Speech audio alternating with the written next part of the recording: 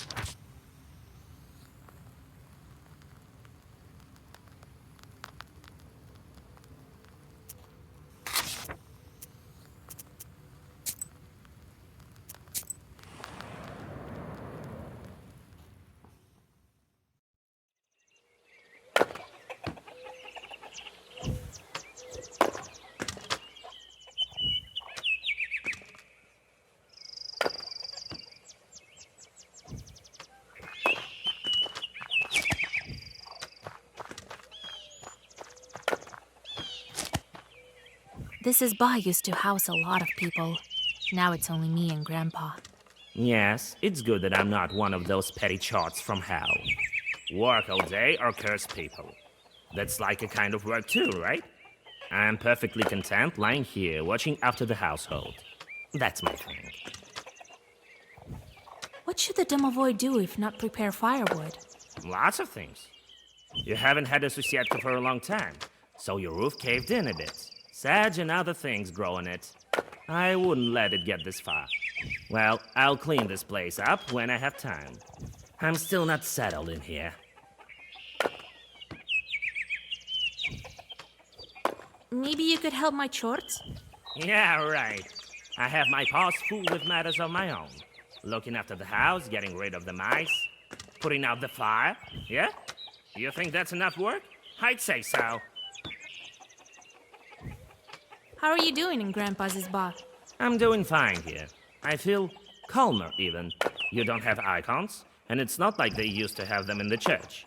And the corner over there reminds me of the old times. They used to keep food and the gods there. We'll talk later. So much firewood will last us a long time. Old Igor made the chorts cut the firewood.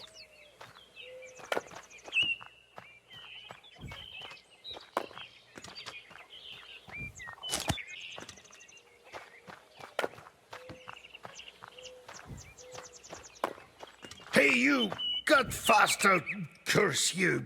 Been chewing at my scalp all through my life. Right? Now let's get to work. So, Grandpa, the Chorts listen to you. Of course. We've living together for so long.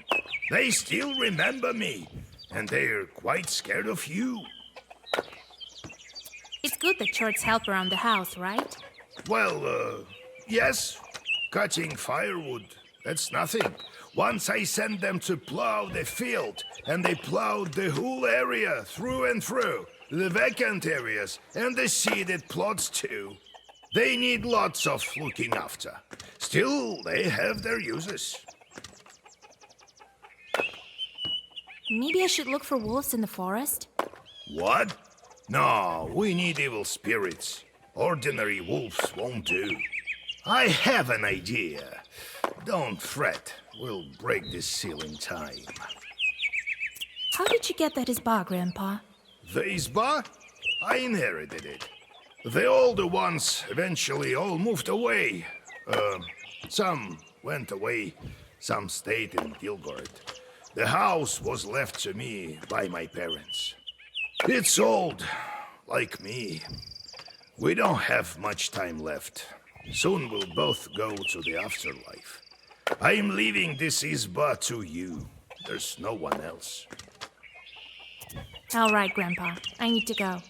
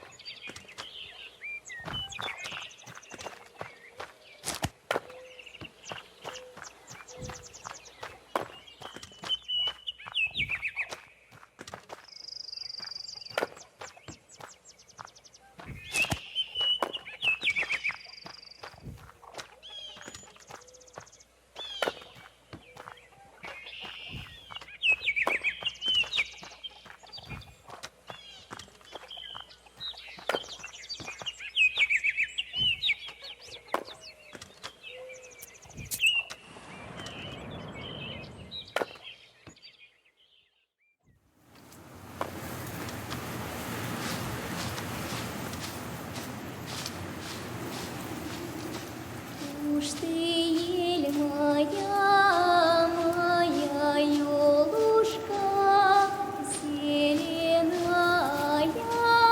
да сосенушка.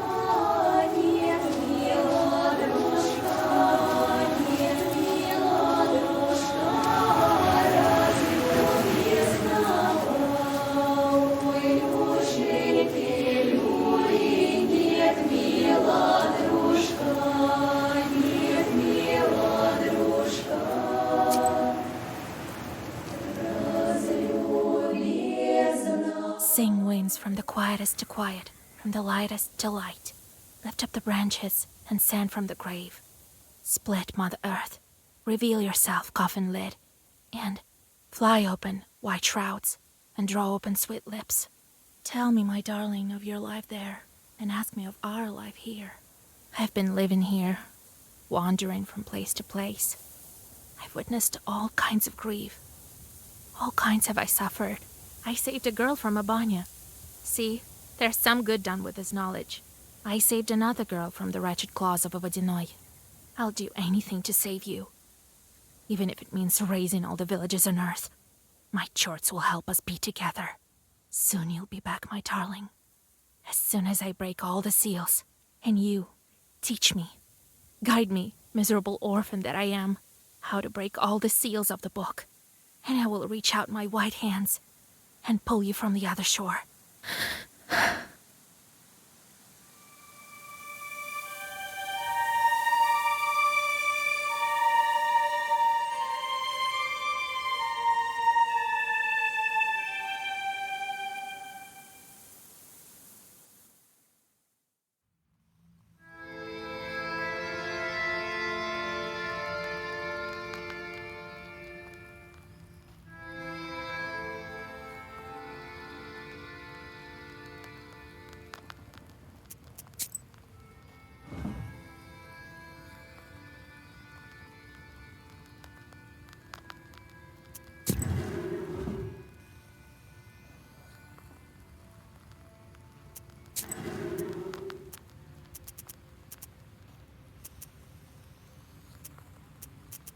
Ah, Vasilisa, here you are. I've been thinking about that wind and three sides and river shells.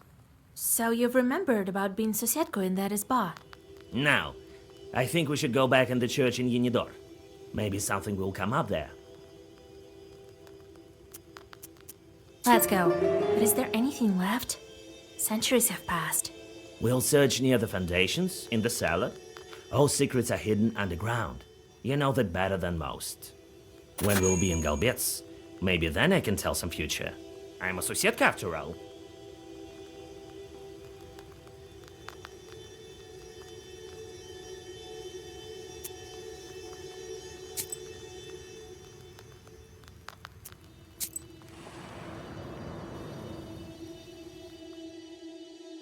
Proshka stops every now and then. Circling around a bit, he hesitantly proceeds on his course. It seems as if something is bothering the demon, something about the road ahead that he hasn't himself realized yet. At the next stop, a gust of wind blows dust in your face. Could it be a demonic wedding? You jump into prickly roadside bushes, dragging Proshka with you. After a few moments, the wind dies down.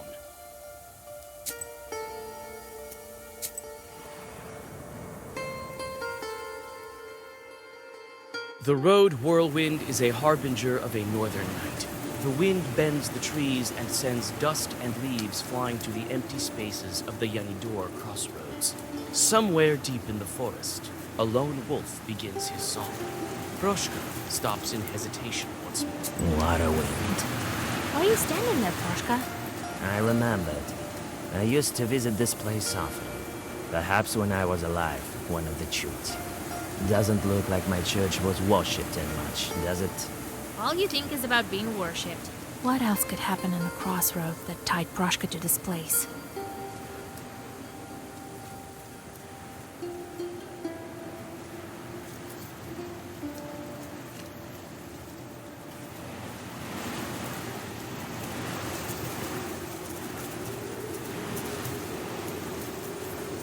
Maybe the chute fought the Rusich here. What gives you that idea? Reading your little books again in Vilga, were you? Why no books all of a sudden? I guessed all by myself. Right. As if you didn't know there was a different sort of battle raging at every crossroads. In fact, some are going on right now. All right, let's go to Yenidor. I bet we can find something there.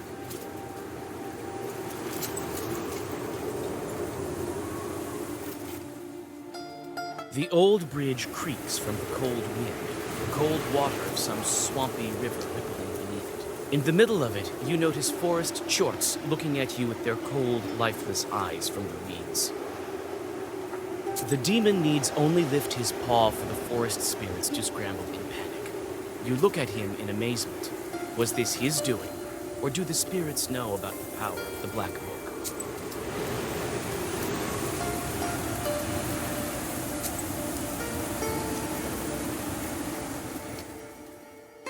The northern wind bends the treetops. Their rustling fills the swamps with a rhythmical noise in which you hear the whisperings of leshis and the wings of demons flapping beneath the ground. You stop for a minute, thinking of how ancient these forests truly are. How many centuries have they stood here? How many centuries will they stand yet? Your meditations are interrupted by Proshka's grumbling. Yanidor is close.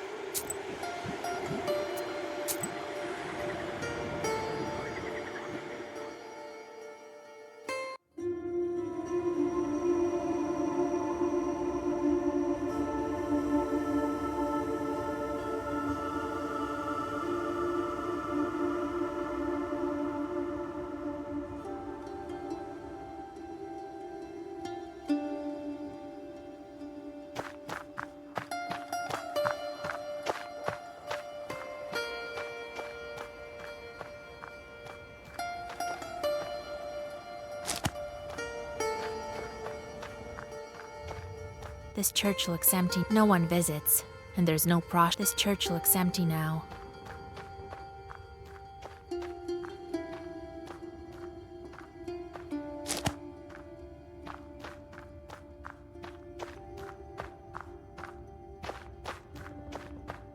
What a dump, right?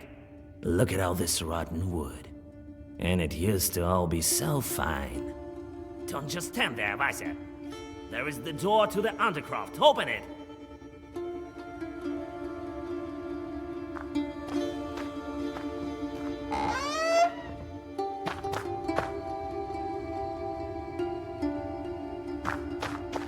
Some pictures are mixed with the icons. Were they gifts from the people? When you approach the old wooden planks, you feel a draft.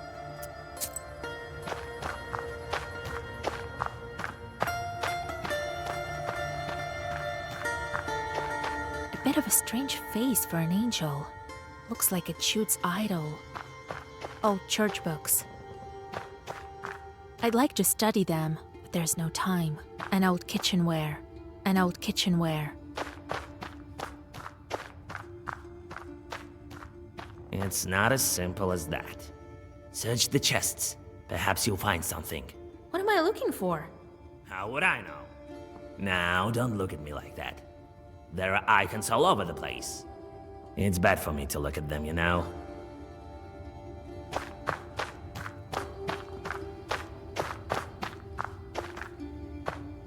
When you approach the old wooden planks, behind the planks, you see a narrow crawl space leading deeper underground.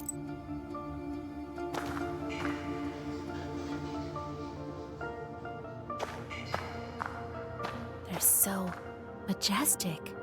They're so majestic. The idols have river shells scattered around them. The idols have river shells scattered around them. I've seen these idols, Vasilisa. You've been in this dugout before? Yes, but when? Was it long ago? Something is missing. As if one of the passes on the hunter's calendar has disappeared. Add it, and everything fits right into place.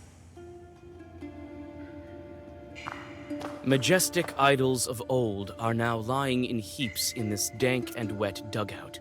The eerie faces of the forgotten deities seem to emanate a cold draft.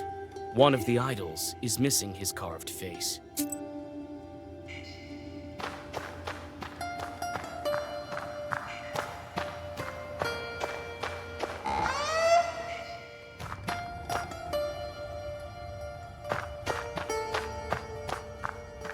An ancient wooden angel is watching you indifferently. You peer into his face, and it looks as if he's wearing a wooden mask. You touch the mask, and it falls to your feet. Its image reminds you of the strange chorts depicted on the idols of the demons. An ancient wooden angel is watching. Behind the planks, you see a narrow crawl space. Majestic idols of old are now lying in heaps in this day.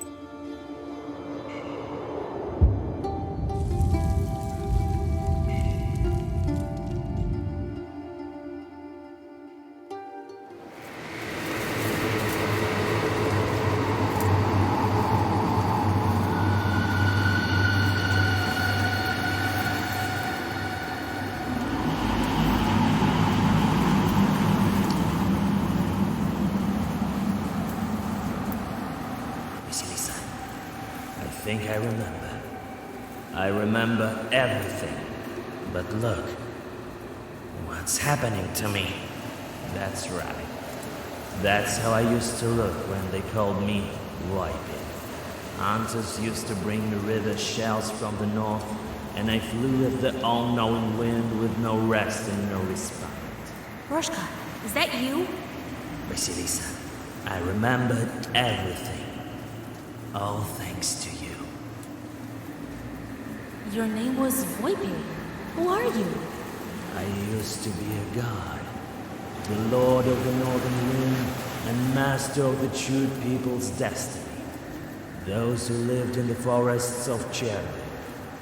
I was once powerful for a time. Other gods came, and belief in me dwindled. Thou shalt not worship the idol of Voipil, and thou shalt not deal out funeral feasts to him. And thus it came to be. The lights of altars dwindled, and so did my powers. Are those your idols beneath the church? Yes, they are. It was my lost temple, this dugout. I still remember that woman. Didn't want to lose the old faith. She hid my idols and put my face on the angels. That's how I survived, as a demon, but in a halo of ecclesiastical glory. Why all the shells? This is my symbol, my ears. I used to be omnipresent in this area. I used to cool the ferocious flame of the sun with my wind. But that time is long gone. All that's left are these shells. Bones of the past, long forgotten. What will you do now? I'll stay with you. I am in your debt. It's not like I've suddenly grown in power. The universe has been turned upside down. The gods of old are today's demons. And so did I. When people forgot about me, I forgot about myself and lost my erstwhile power. But now my past has returned, along with some of my strength. I will help you, Bailichkas. Who knows what other rebirths can I undergo?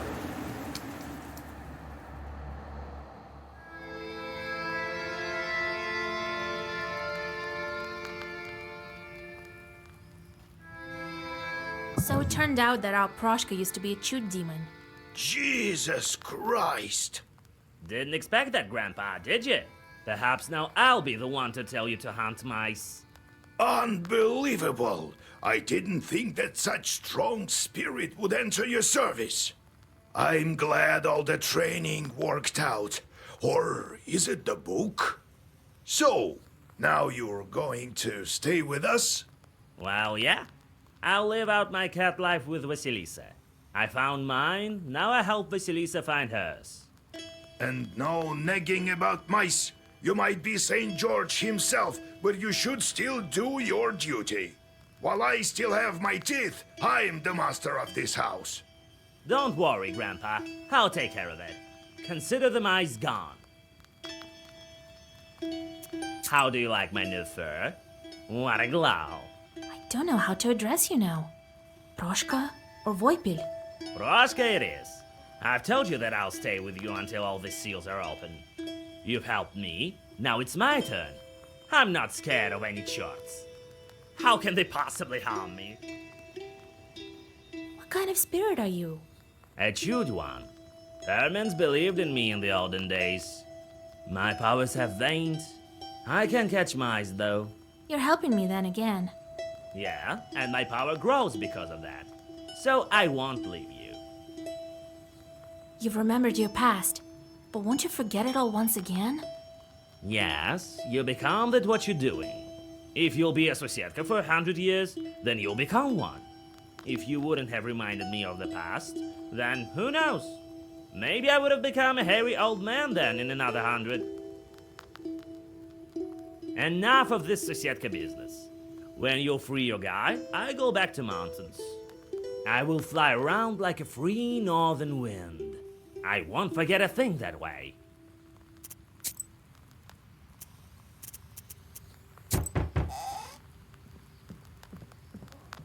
God bless. Yegor Yevlampovich, Vasilisa. Why, isn't that groom with his bride? So, you're keeping your word, Nikolai? I told you I needed a bride, and with help from you and God, here we are. The wedding is close. I see you've covered yourselves, as is tradition.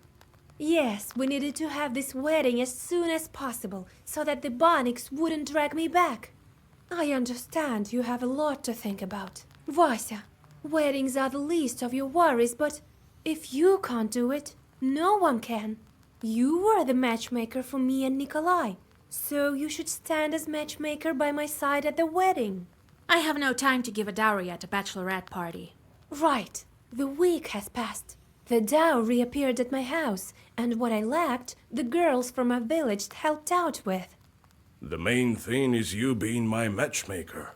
I can't. I have other business. It's all right, Vasya. You can go.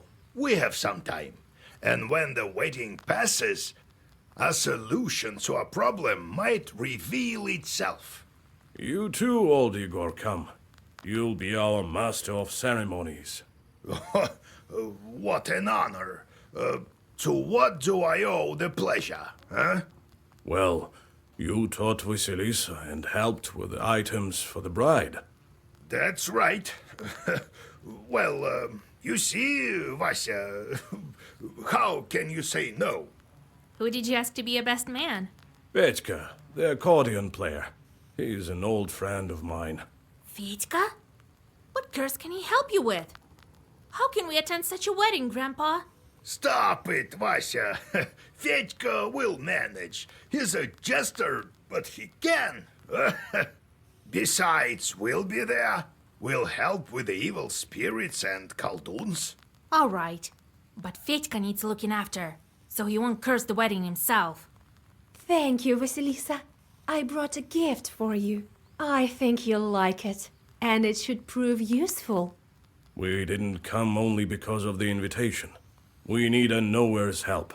My future mother-in-law hired brewers to make beer. But they quit halfway through. They say demons chased them away. They're beside themselves with fear. We decided not to approach these demons without you. Maybe it's Bailichkas trying to interfere with the wedding. You made a wise choice. Is the bright side brewing beer? We decided both sides will brew. The villagers are close to each other. In Pakcha, where my mother lives, there are some skilled brewers. We hired them. Father is long gone, after all. What are they saying about Chorts? Some shadows are being noisy, turning over tubs and whatnot. See, they're brewing the beer by the river, so I thought that the Aptericha might reveal herself. When's the wedding day? Everyone is invited the day after tomorrow. First is the wedding day, and the next day we're going for a ceremony.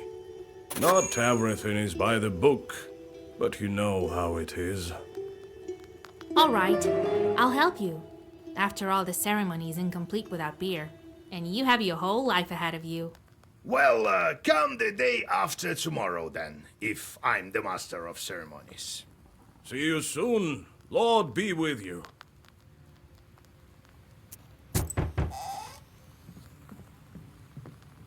Greetings. God bless. God bless. What brings you here, Your Honor? The stove flap is over there, to your right. Alexander looks around, perplexed. Grandpa, he's not here about that. He doesn't know these things either. And the matchmakers come without a groom. Hello, Vasilisa. I was in the area for business and decided to drop in. I mean, I think you'll also be interested in this case I have. They talk about you and your grandfather quite often. You remember that fired short that tortured the girl in Logovo? There's a similar case in the village near Pakcha. It's called Severная Settlement. That's where I'm going to track this chort. So, Severная Settlement? You start treating them with your methods. Perhaps I'll drop by. Thank you. Till we meet again. Hold on. Fancy some tea? Help me move the table first, would you? Table? No time. My patients are waiting. Alexander hurriedly leaves your izba.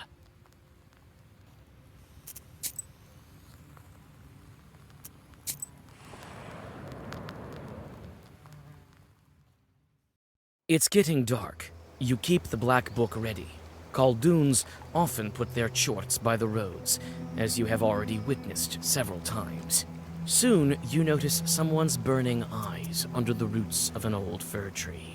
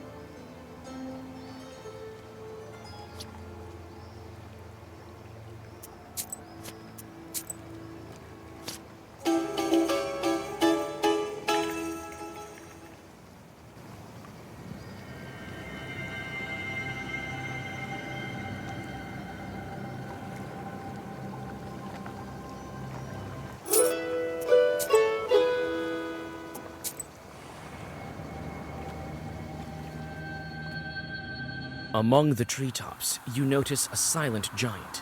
His figure towers over the trees and sheds a dark shadow on the frozen road. You draw a sorceress barrier and prepare for a fight. When you raise your eyes from the ground, the shadow is nowhere to be found. Some time passes, but no one shows up.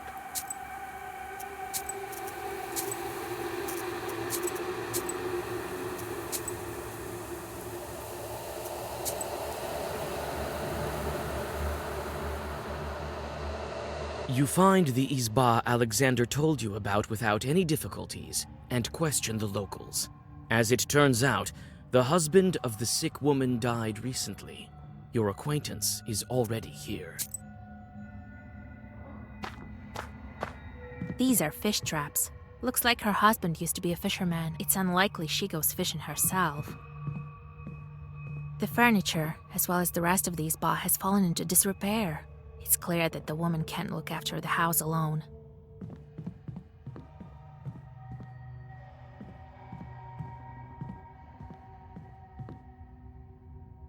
You open the chest and are hit with a foul stench. Inside lie everyday items of the woman and several linen sacks. It seems they are the source of the smell. You wince in disgust. The sacks contain horse manure, wriggling with worms. These are the gifts of a demon. To cursed people, they seem like gold and prianics. Bed sheets and towels, nothing of interest.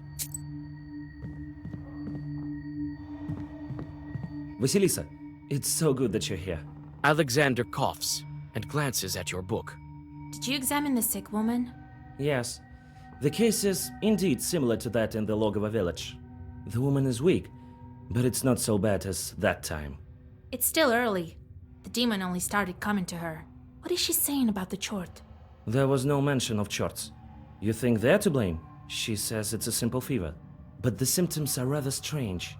I thought it to be anemia and nervousness. She buried her husband not long ago. It seems strange because it's not a simple sickness. She can't tell because the demon has some power over her. What should we do? The snake doesn't appear often in the beginning. We'll have to make it.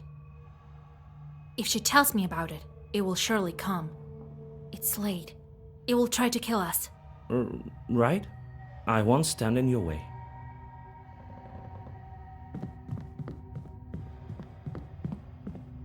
Let me be. I need to rest.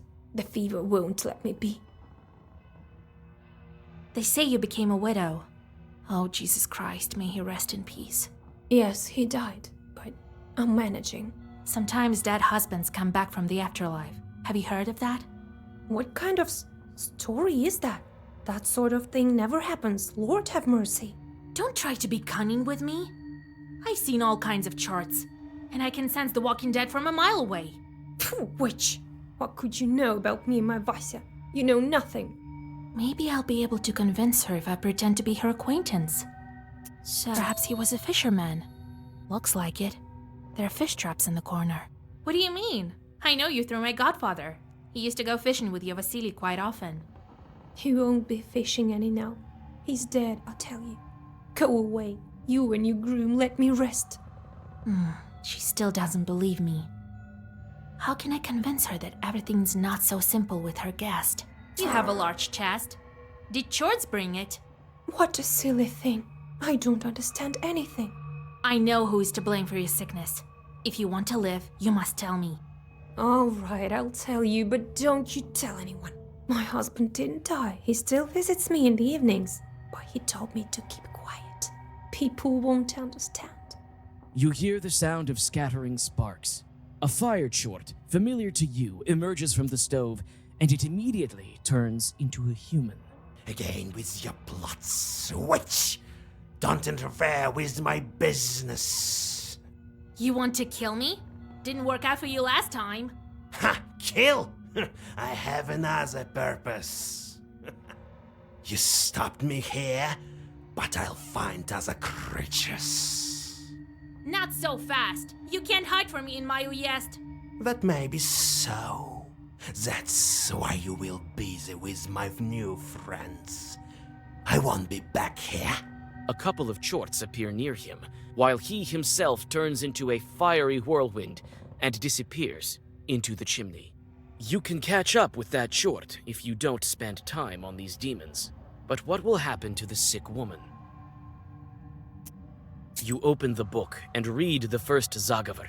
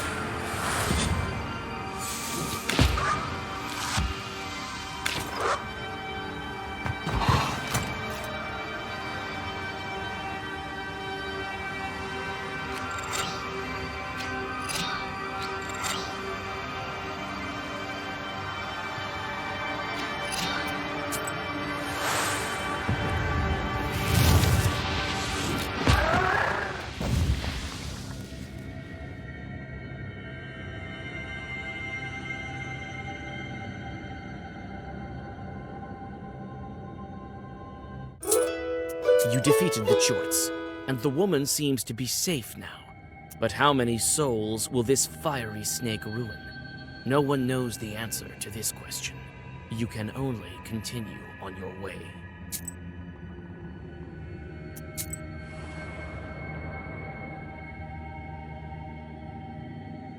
You notice the pale heads of the drowned, looking out of the water.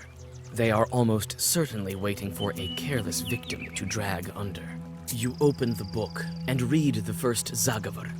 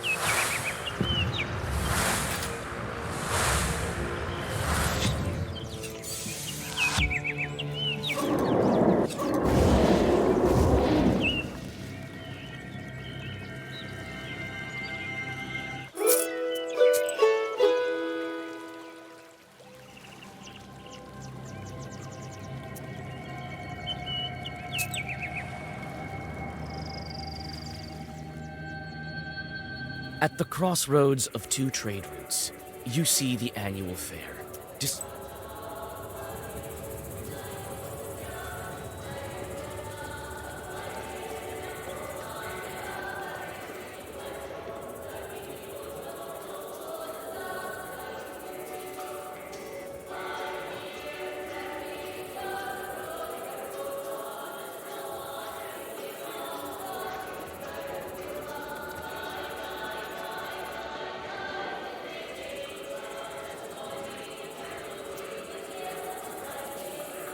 The players are carried away by a game. Low prices, buy some herbs and other goods.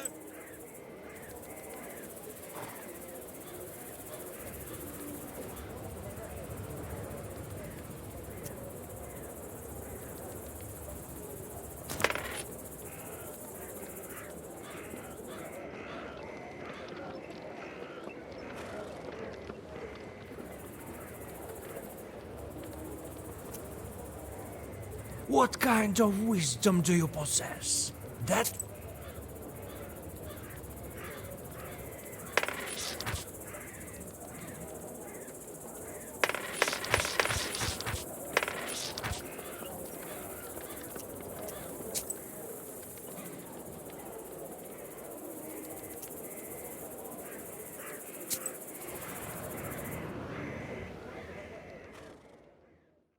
You hear the lingering sounds of songs long known to you. At one of the izbas, you see a late-running Vechorka. It may be worth stopping to listen. You sit by a house and dissolve in a deep song.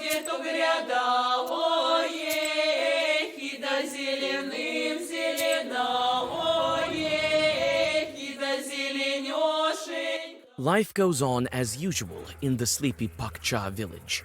The peasants have returned from their work and fill the village with hearth fire glimmers shining from tall windows. The shop is still open. The peasants answer your questions with enthusiasm when they learn that you are the knower matchmaker they have heard of.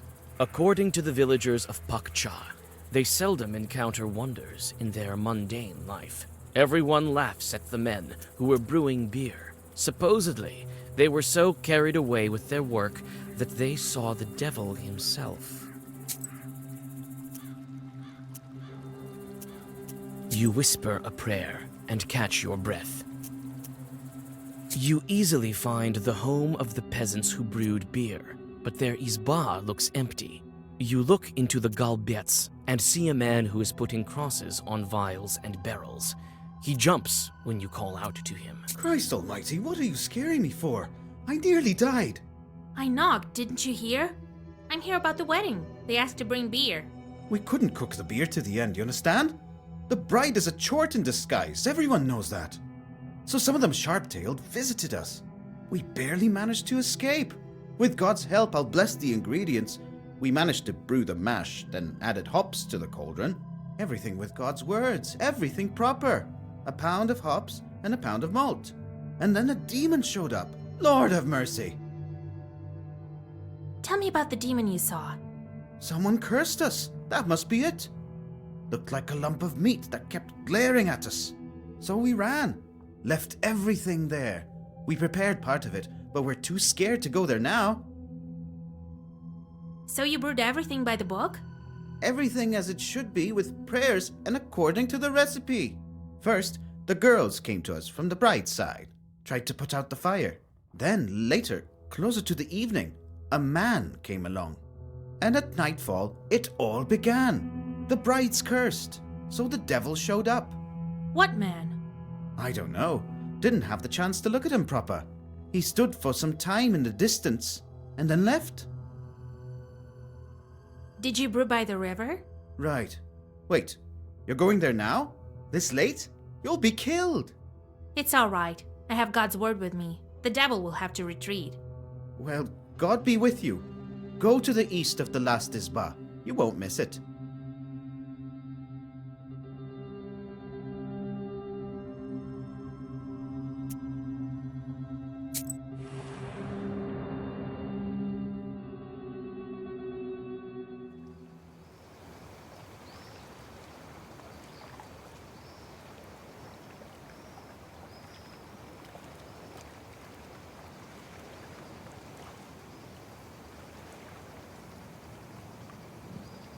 It's quiet in the brewing area. Too quiet. You anxiously look around. Evil spirits definitely had something to do with this.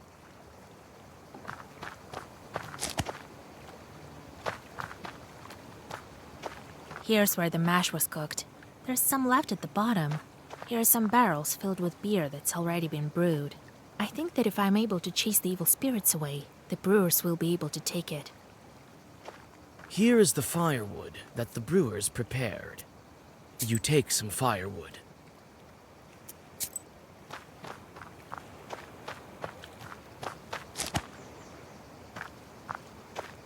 There's some dry grass around here. It can be used for kindling. You take some dry grass.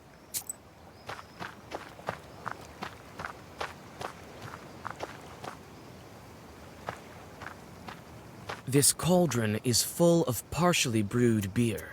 You feel an evil force hiding beneath the black surface. This is where they light the fire for brewing beer. You add some firewood. Now you can light the fire. You put some dry grass under the cauldron. Now it will be easier to light the fire. You light the fire and take a step back.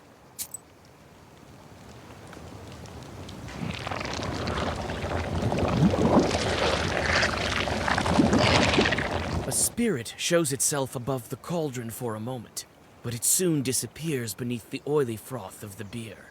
The fire is extinguished by the spilled beer.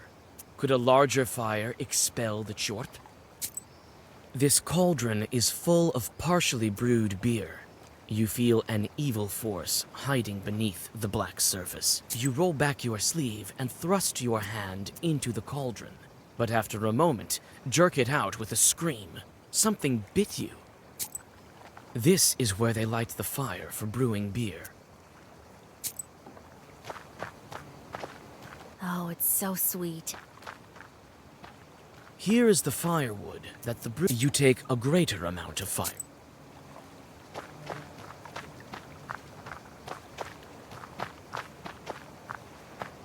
This is where they light the fire for brewing beer. You add even more firewood. You light the fire and take a step back.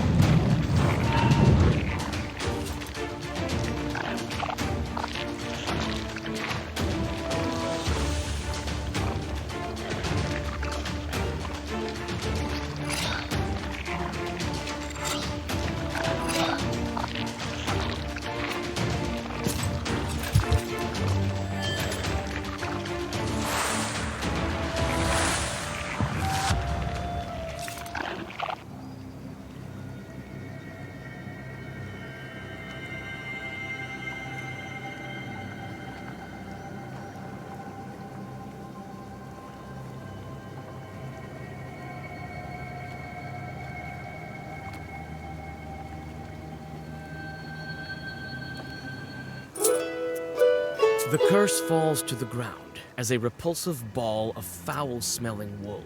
This chort was created by a Khaldun, but who would wish harm upon Nikolai? You send the brewers for the intact beer barrels and return to the Izba.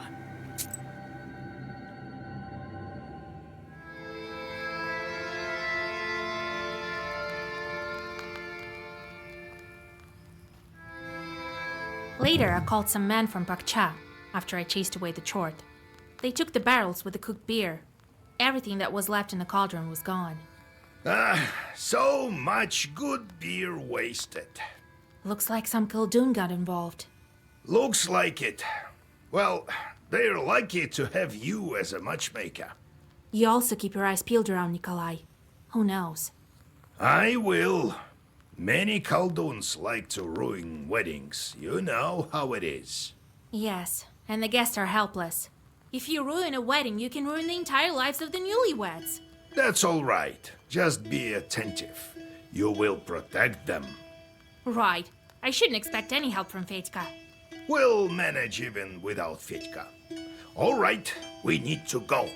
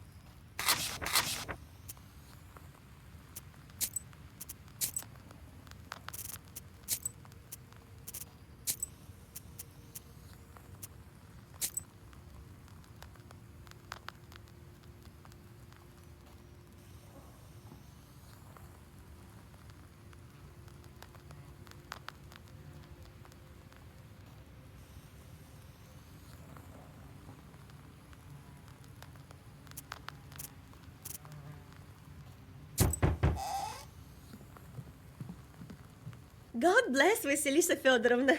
God bless. Bride sent for you. She doesn't let anyone touch the banya. Says you're the only one who can. That's right. Tell her I'll be there soon. Get the decorations ready. All right, I'm going then. And I will go to the Nikolaevs to help prepare their procession. I'll be with the guests this evening. Be on the lookout. Don't forget about demons while you're looking out for Khalduns. Who knows who's mixed up into this? All right, Grandpa.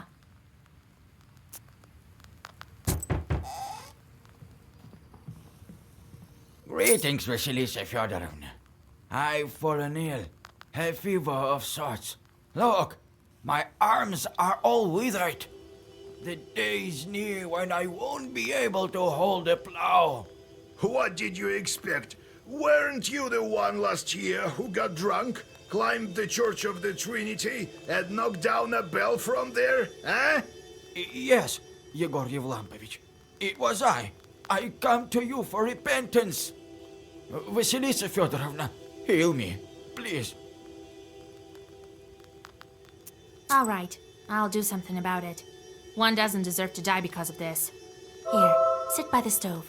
You whisper several healing Zagavers, and the visitor feels better. Oh, thank you, mistress. I won't squander this chance.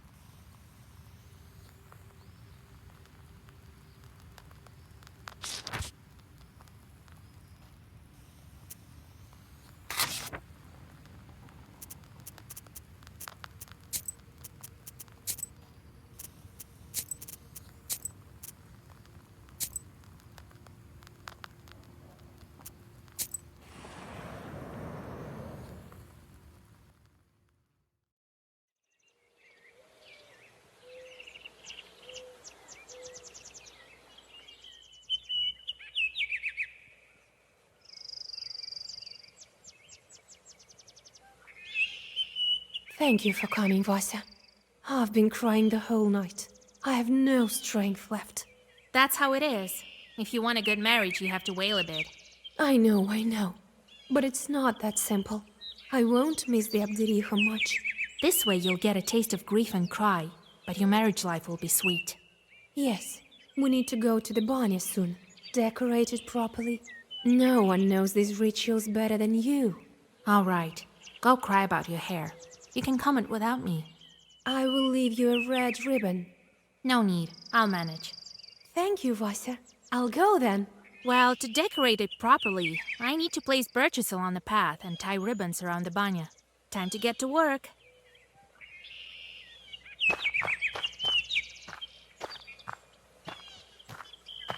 Here are the decorations for the banya. Satin ribbons of different colors. You take the ribbons from the chest.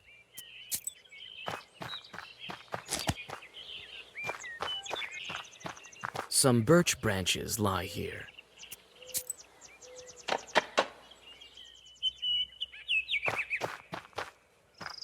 It turned out pretty beautiful. It will also keep the bride safe.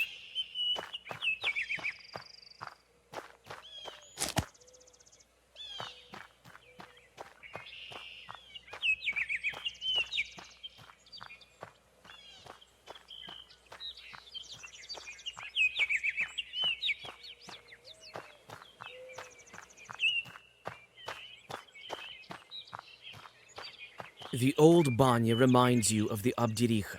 You chase away these gloomy thoughts. There's no need to go beneath the bench here. You're just decorating the walls. You are thinking about what color to decorate the banya.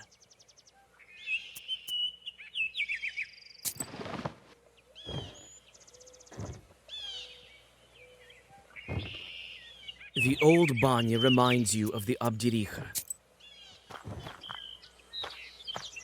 The barrel jumps from side to side and sways as if it were alive. You call out to the barrel. A boy's hat peeks out of it. Well, witch, today Petchka the witch hunter will expel you from this wedding. Witch hunter? Stop blowing the flute. I'm here to help the bride. Right, as if I'd believe ya. The boy starts to torture his flute in a severe manner. If he doesn't stop playing, my head will explode. I can bring him around, and the Kolduns can help too. What was I did the matchmaking of the bride from the Bannock? You think I saved her to curse her wedding? All right, I believe you. I heard that the Kolduns curse weddings. I'm here to protect it. What have you heard about Kolduns? What have you heard about Kolduns? Do Kolduns fight each other? One invites a Koldun over, and he turns out to be weak, like you. What are you whispering there? Nothing.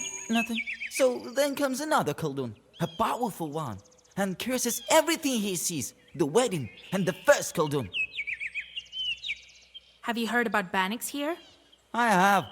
They grabbed the cursed and flay their skin, and the bride lived with them, they say. Is she an evil spirit too? No, she was rescued. So, a powerful Koldun helped her? Yes, I went with the groom. You wouldn't manage without a groom, I bet. So, you think I can't manage? Will you help me to guard this wedding? I can. Together, we can do it for sure. Defeat the Kolduns! It's time for me to lead the bride to the banya. I'll look after you, witch. Let's deal with it peacefully, all right? After the preparations are made, it's time to accompany the bride to the banya. A crowd of people has gathered to watch the ritual. Everyone wants to hear the wailings of old and have a look at the decorations. You sweep the road in front of the bride so that no cursed items will be trodden upon.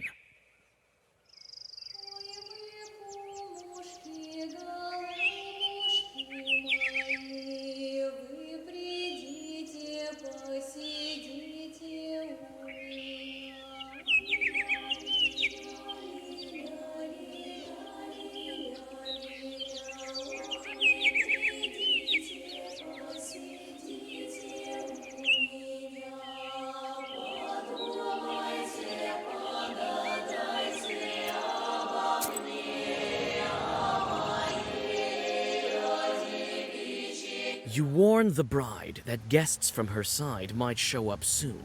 Shorts sent by the Abdiricha. You're right. As soon as the fire is lit in the banya, a demon appears.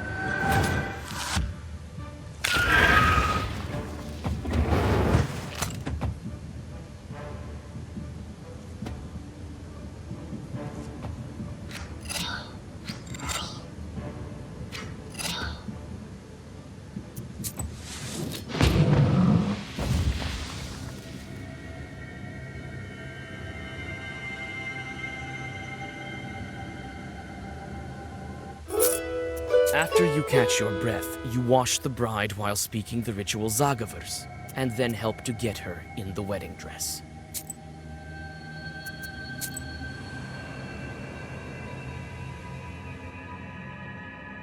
Carts with wedding guests have already started to arrive at the yard.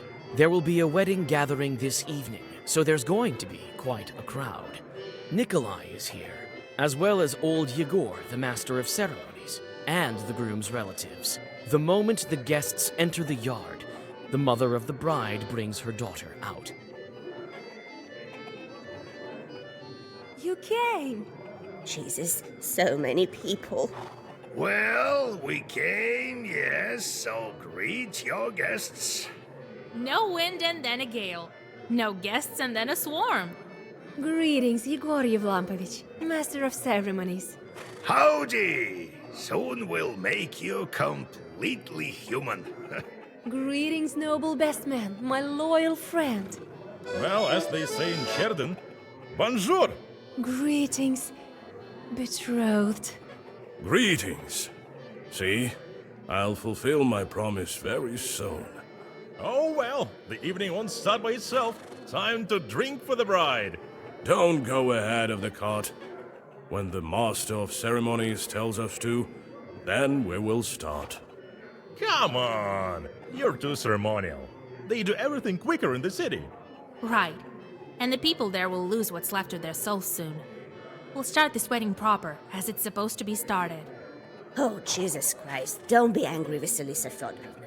Igor Yevlampich, it will be as you say. Unharness the horses and get ready for dinner.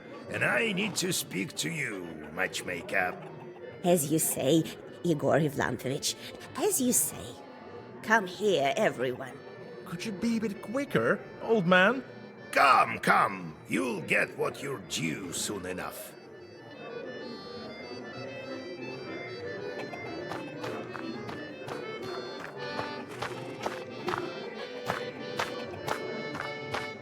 If there's any cursed wool in the bride's way, it will bring bad luck. If it's bare wool, the procession might not be able to pass at all. You inspect the floor, but you don't notice any cursed artifacts. Everything is quiet at the moment. There are no kolduns around except for you and old Igor. I'm keeping my eyes open. If I notice any chorts, I'll tell you. Chorts? Regular people don't see them. Wrong. Anyone can see a chort today. Have you heard about the carts with no horses? Who moves them if not chorts? Well, I know that chorts spin the grindstones. Uh-huh. And who's pushing a cart if there are no cattle? Chorts! Who else? And then there's another thing. The locomotive, for instance. Oh! And have you heard about Telegraph? Recently in Solikamsk, the Telegraph chorts made such a ruckus. The peasants pulled down Telegraph. It's a sort of nobility that they have a the graph. They cut the graph. I've heard something about Pele the Graph. Be on the lookout. Pele the Graph himself may show up.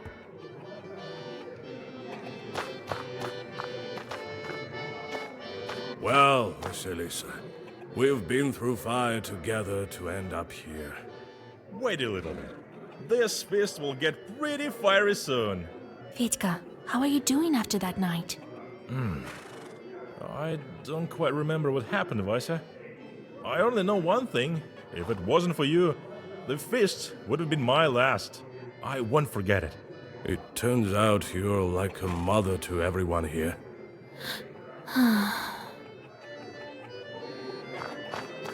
Hey, Kola, prepare your coins. We have a song for you. Hey, hit it! Petchka, let's have some drums!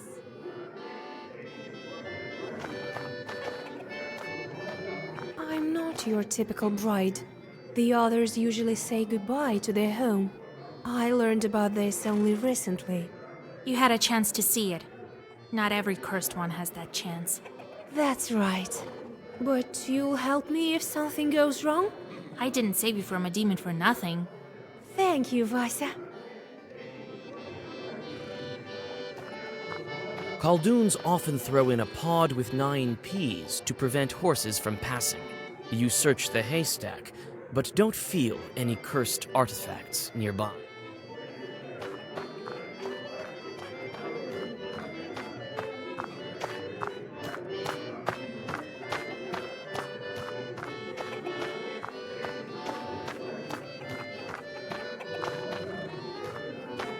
So that's how life turns out to be.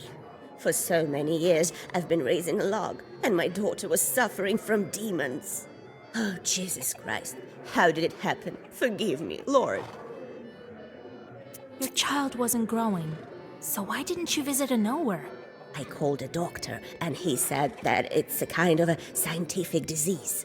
All diseases come from demons. Why are you listening to doctors? Be glad that Nikolai got to us. Oh, I don't even know how to thank you, Vasilisa Fyodorovna. My daughter will do well with such a matchmaker. Are you happy with the groom? Oh, we couldn't hope for better. Practical, has served in the army. What more could you wish for? Your daughter is an enviable bride. I myself couldn't have brought her up better.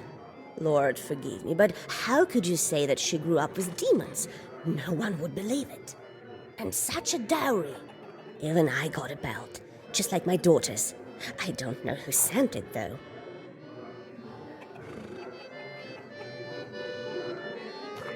How can you live with this friend of yours? I just don't get it. He's all right. A funny guy. Anyway, I want to speak to you about something else. We need to guard this wedding. Notice anything? Right. instead of Fetka. But no, everything seems proper. Keep your eyes open. Don't give any curse a chance to settle. Have you sensed anything wrong? The horses were reluctant to go when the procession was leaving the gates. I whispered a bit, and it sort of improved. But these things don't happen without reason. Why don't you have a look? Maybe with your powers of sorcery, you'll be able to find something. I don't think any Khaldoons will show up. They're scared of you. Have been for a long time now. Could be. So we won't sound the alarm yet, right? Besides, what's a good wedding without a Khaldoon duel? There was this event in my youth. I was the best man and guarded the wedding. A disgruntled Khaldoon showed up. They hadn't invited him, you see? So I gave him a good cursing. He was sick for an entire week after that. But you should look for a curse anyway. We don't want you to be sick. Did you teach our accordion player any words? I did. And he whispered them correctly. I hope he doesn't mix anything up. What could he possibly mix up? I'll look after him. Talk to you later, Grandpa. I'll have a look around. Remember how I taught you to spoil weddings? Of course I do. Well, try to find some wool or bean sprouts. You need to dispose of them if some chort left them behind. All right, Grandpa. If there's any cursed wool in the bride...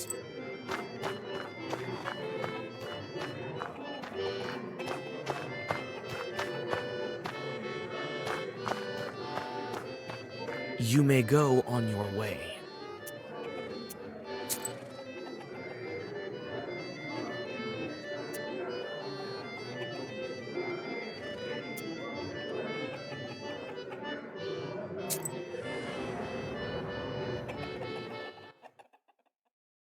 You look into the pantry near the haystacks and see a ruffled silhouette of a Susietko. He seems to be deep in his thoughts, and he doesn't notice you. Greetings, Susietko, kind host. Oh my, you scared me. Witch, I get rid of you this very instant. Wait, I'm the matchmaker. I'm helping the wedding, not spoiling it. Ah, I see. I thought you won on the cursing sword. I failed to notice in time. I think I saw something the other day, but it wasn't quick enough. The shadow escaped. I thought that there was no Susietko here, and that the changeling lock drove you away. Oh, that was the case. The changeling was strong, so he escaped to my relatives. It was only recently that I could come back. Are you happy with the bride? Oh, I am. I feel bad though, as I couldn't keep her away from the curse. I don't have much power in the banya. Whom did you see? Tell me in details. The man was rummaging around the haystacks. I searched the yard, but I couldn't find anything cursed. So he hid it well. And no, I could tell straight away. He had a frog and a smart face, not like yours, a typical village face. Wait, a frog? So he was a merchant? Devil knows. He could play tricks on my eyes better than you. He sneaked up to me and grabbed me by my fur. But that's all right. I had seen enough by then. Take a look in the morning. You'll find it. The Susiedka advises you to look in the lining of the chest with the bed sheets, which are to be brought into the house of the groom. I need to go, kind Susietko host. Very well. See you soon. See you soon.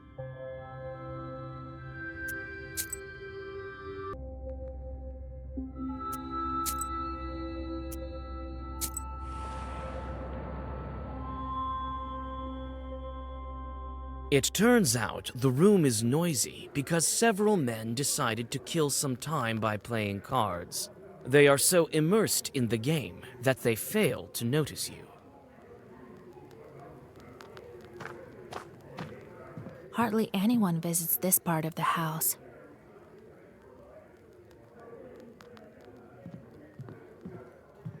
What are you doing here? This is no place for a girl. Hey, wait! What are you blabbering about? Come in, Vasilisa. Welcome. Long time no see, right? Shh! She's a witch. I know her. Shut your mouth. She'll curse you. God helps.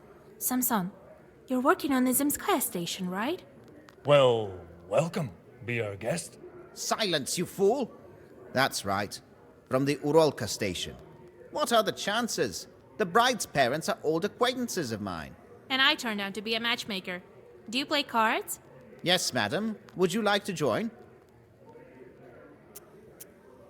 So, are you familiar with the bride's parents? Her father, when he was still alive, traded salt. He would often visit our region. I told him lots of made-up stories, but he told me a true story. About, his daughter. Don't mind if I do. I'm going to hell anyway. That's all right. God is merciful. Sit right there, under the icons.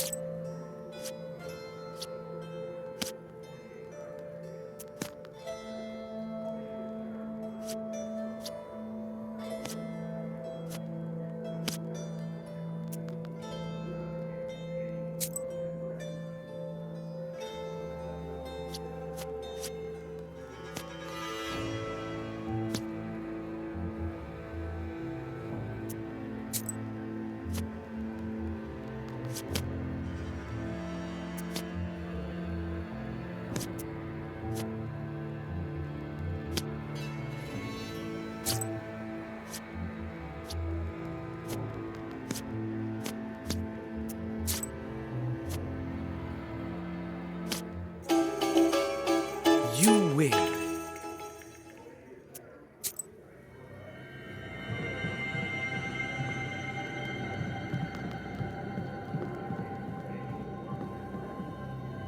You may go on your way.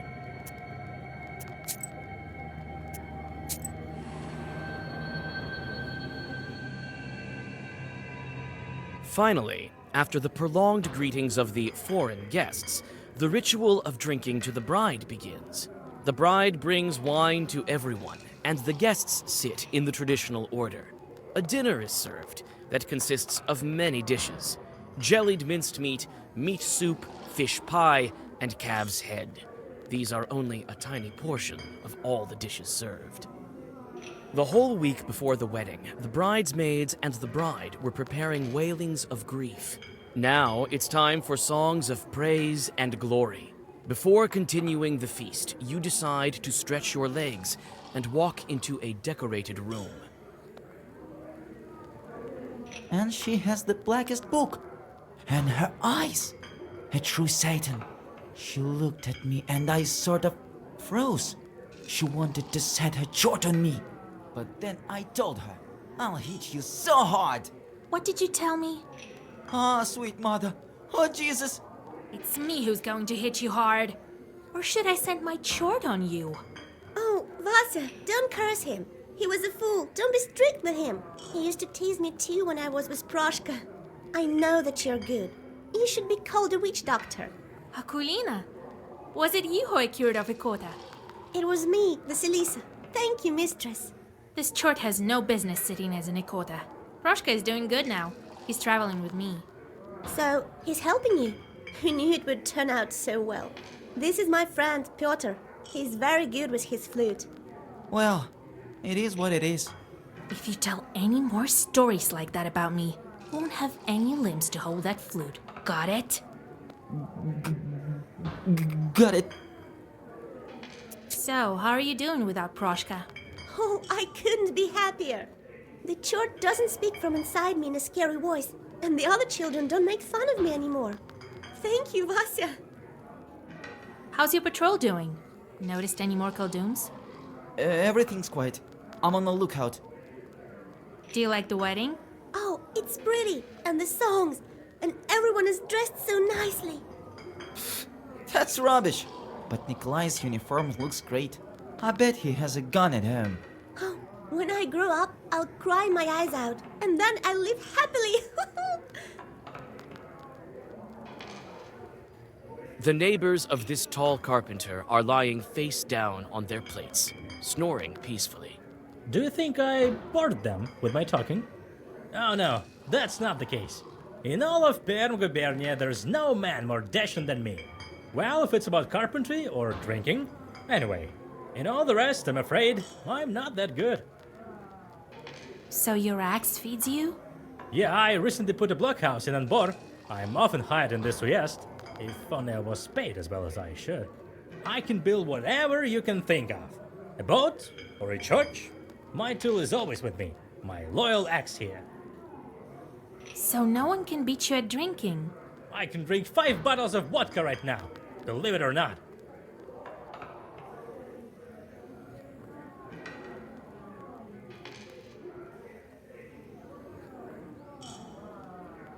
With a Zagavar, you use an herb and offer a bet. Ha! Why not? One cup after another, and you don't feel a thing. The carpenter soon gives up and falls beside his neighbors. You take your winnings. Vasilisa Feodorovna, God be with you. I know I didn't believe you outright, but I was wrong. Oh, thank you, Vasilisa Feodorovna. I don't know how to thank you. Take some sour cream from our cow. Oh, it was a lucky day when we met you. Oh, Vasilisa, the bride told us about you. Such a man she got herself, right? Hush! Do you want to curse her? Me? I can't curse. Here, Vasya will prove me right? But what a man, a soldier. Maybe I should get dragged away by chorts? Thank you for helping me. I understand that you got this friend quite suddenly. That's all right. She's a fine girl. Feel like we've known her all these years. It's a pity she didn't show up earlier. Aren't you afraid that the bride used to be a changeling? What's there to be scared about? She's ordinary now. Things happen in life. It wasn't her decision to become a demon. Such was her fate. The only one to blame here is her mother. Oh, she's also suffered her fill with the changeling. God is forgiving. The feast is not yet over, but it will not continue on without your approval. The feast continues, and each of the guests is honored with a song of glorification. After each song, it is customary to thank the singers with some money. Your turn comes. The song begins, "Ty kняжна наша Сващенка." When the sound of the choir dies down, a girl with a tray approaches you. The eyes of the performers grow wide with surprise. Your generosity is momentarily praised in a song. At the end of the feast, a ritual dish is served. Selyanka, a large baked pudding with eggs. Nikolai deftly cuts a piece of pie and gifts his mother-in-law the customary coins. The feast will go on until morning, but old Yegor convinces you that tomorrow is the most important day. The traveling of the wedding procession to the wedding ceremony. You go home to have a little rest before dawn.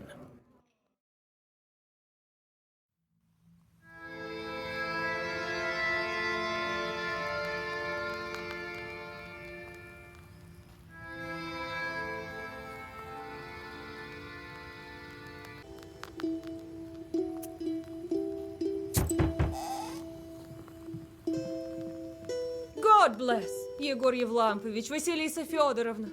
I came for you, Vasilisa. I'll get you to Pakcha. And you, Yegor Yevlampovich, will get to Vilgard. Get ready. I'll wait for you at the gates.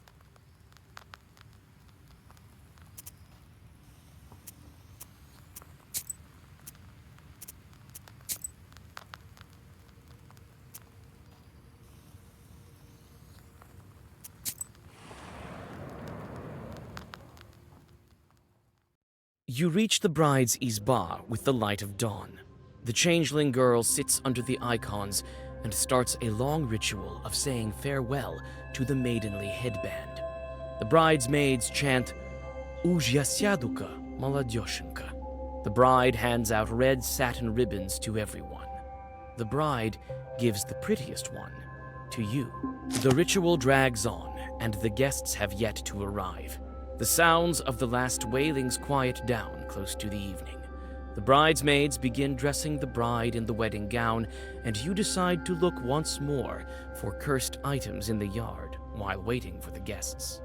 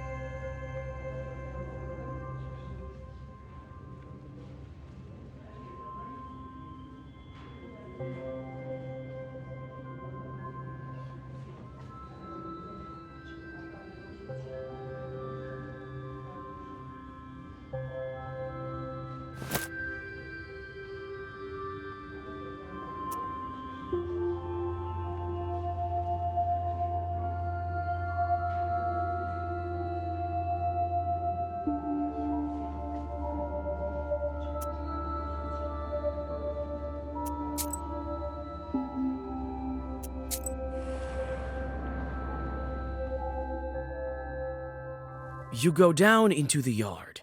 It looks empty and grim without wedding guests. Not surprising. This roof was home to an evil spirit for many years. You jump from a sudden rustling. You think you heard it coming from one of the haystacks, but which one? There was some noise coming from this haystack. Or was it that haystack? Two dark figures emerge from the shadows. Aha! We've caught a witch! Oh, it's Vasilisa. This isn't a fairy tale. What if I took you for an evil spirit? Sorry, Vasya. We were trying to ambush an evil Khaldun, not you. Someone has been here for sure. We've been watching all night and saw it. He sneaked in and planted an ikota on the wedding. Oh, Christ in heaven! Not an ikota! It's alright. I'll protect you. Khalduns have no business cursing weddings. What Khaldun did you see? He sneaked in at night. Satan himself, I swear by God. The gates opened by themselves, and the Ardenseals were flying around. It means chorts were moving it. And he himself didn't look like a Khaldun. He was dressed as a townsperson. He started to whisper. It was so fast and so frightening. It was so dark, we almost couldn't see anything. She likely won't find it by herself. Stop whistling. This flute must be good against the Khalduns. So he ran, and we decided to change our hiding spot in case he'd be back. And you came. What did that Khaldun do? He whispered a lot and did something with his hands. I think he was scattering cursed items. We'll help you find them, Vasya. She likely won't find it by herself. All right, if you want to help, go right ahead. Petka, look in this haystack for a peapod with 9 peas. You, Akulina, look in that haystack, and I'll search the yard. All clear? Clear. You likely won't find it without us. All right, Vasilisa. Found any pods? Or anything suspicious? Oh, not yet. I definitely will, Vasilisa. Wait a bit.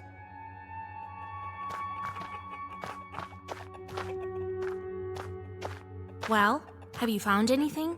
Hold your horses. I'm still looking. You closely inspect the floor. To your horror, you find a patch of burned dog hair. You remove it with a zagavar and throw it away in disgust.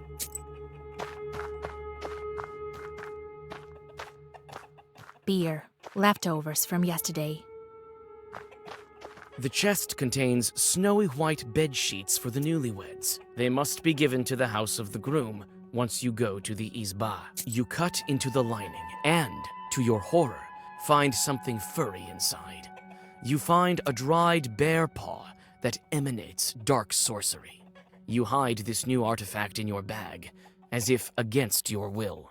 The chest contains snowy white bed sheets for the newlyweds. They must be given to the house of the groom once you go to the izba. Suddenly, Petka calls out to you. Vasa, I found it, I think. I too found some traces of the curse. You and I both have some.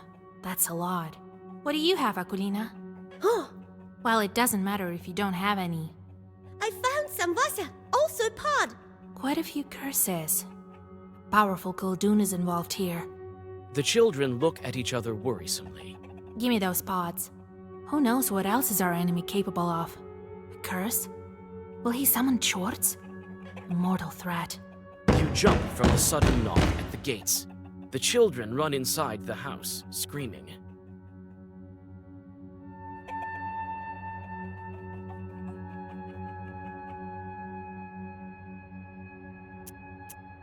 After several minutes of bargaining, you open the gates. Go get your bride upstairs. I need to speak to the Master of Ceremonies. You seem alarmed, Vasilisa. I found so many cursed things right now. Someone powerful is trying to curse this wedding. You tell old Yegor about your discoveries. You can't stop the wedding now. But why? Wait, I'll tell Nikolai. Old Yegor forcefully grabs your arm. Hold there. Do you want to spoil their wedding? If you stop the procession right now, their whole life could go sideways. Yes, but what if we're stopped on our way down the aisle? No one knows how all these curses turn out. That's your task, Matchmaker, to guard the procession against it. If it stops, then yes, only God knows what will happen. Don't bother the betrothed. Do your job, and I will do mine. We'll teach Fedьka some zagavars. He may learn something yet. All right, Grandpa. Let's go. We need to bless them on their way. All the guests gather in the izba. After the blessings of Nikolai and his bride, the procession departs to Vilgort, to the Church of the Trinity.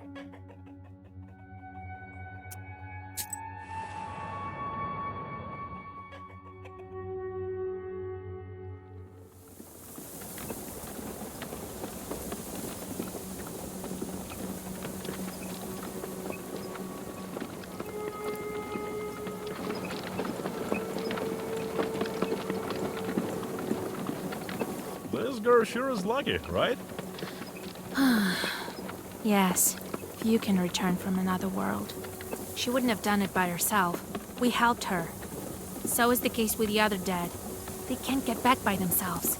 So Kolya wouldn't pull her out without you, right? Without me or Grandpa, unlikely. You know, I've been thinking. In a way, he also pulled me out from the grave. If he didn't come that night to the pothouse, Shorts would have killed me. Yes, I think that's how it happened. I've heard what the girls in Vilgard have been saying, that you didn't want to become a witch. But you did become one, right? And so I've been thinking, you did it to help your betrothed. Why would you think that? You and your grandpa are taking me for a fool, but I see lots of things. The dead men can't go back by themselves, right? I visited lots of evening gatherings. I saw how much you loved him. So I think you decided. Vasya, stop this nonsense. Nothing good will come of it. You brought back that girl, but she never died. She was kidnapped, right? I was quite close to being dead, but she betrayed. Is dead. Buried.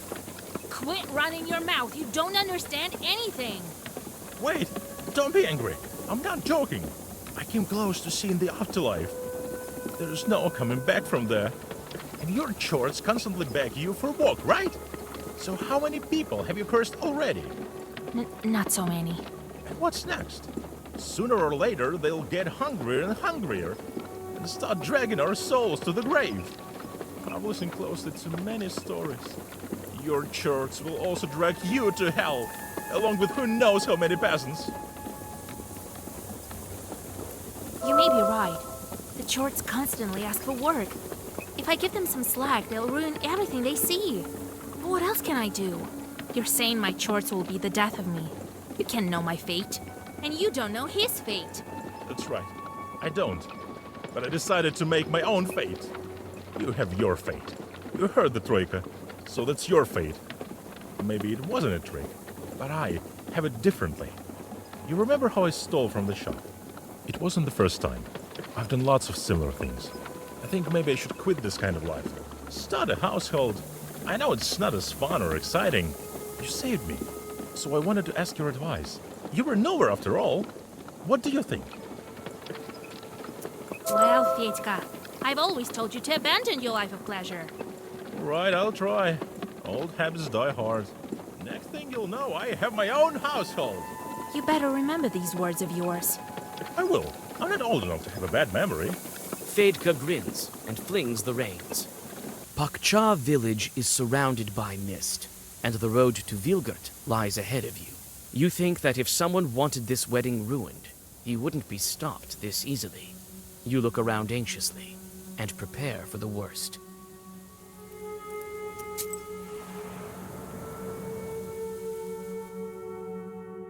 The winding path lures you in with a damp mist and mysterious shadows. What spirits hide behind them? Soon, you get to Cold Creek Ford. Yours and the bride's carts cross the water with a splash, but the third cart isn't so lucky.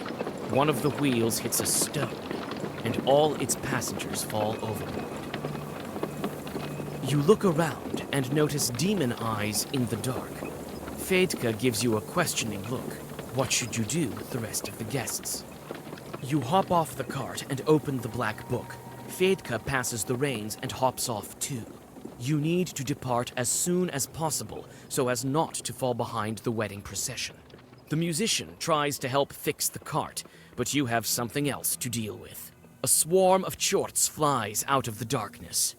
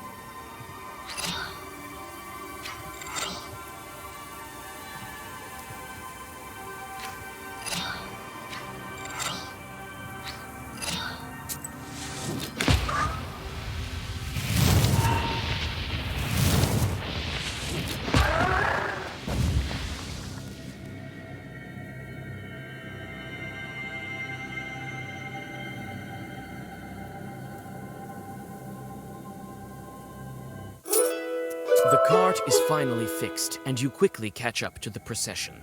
The peasants didn't see the Chorts, but they noticed you whispering Zagavers. Now they are looking at you and your book with respect.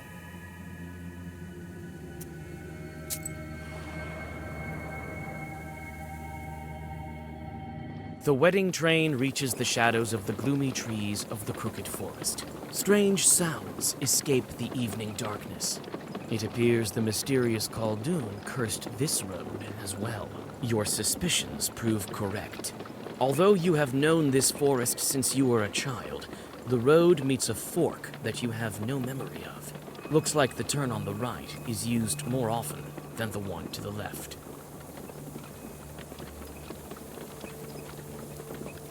You don't recognize the last fork either. The road to the left looks like it's submerged in darkness, and you see some moonlight above the road to the right. You arrive at another fork. The road to the left lies through a thick forest, and to the right, you see a clearing amongst the trees. Finally, the forest is behind you. Vilgert is close, so you decide to take a break.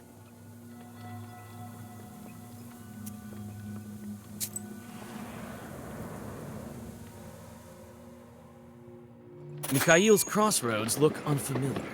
You feel as if you have entirely lost your sense of direction. You can't tell north from south. It's as if you are standing at this crossroads for the first time. You decide to resort to sorcery. You quickly whisper the words of the Zagavar and listen.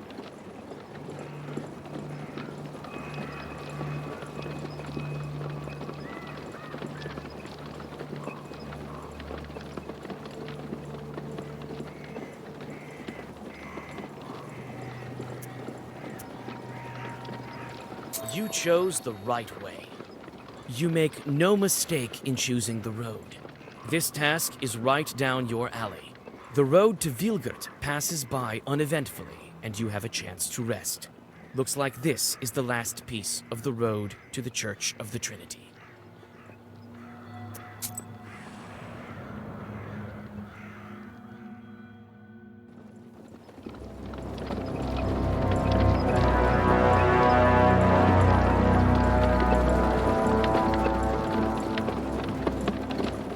Vasilisa, stop the procession!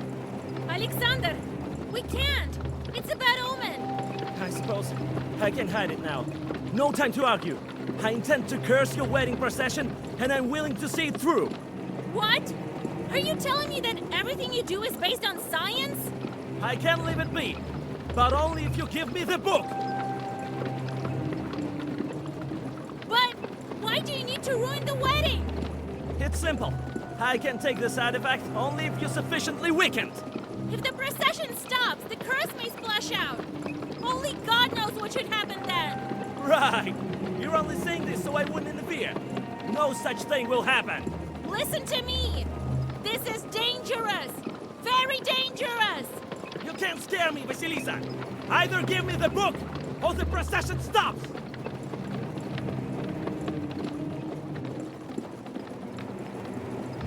Listen.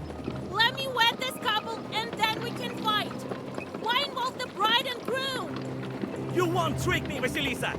I came especially prepared for this fight. Now when there's a curse around us, we are equal. So that's how it is in your world.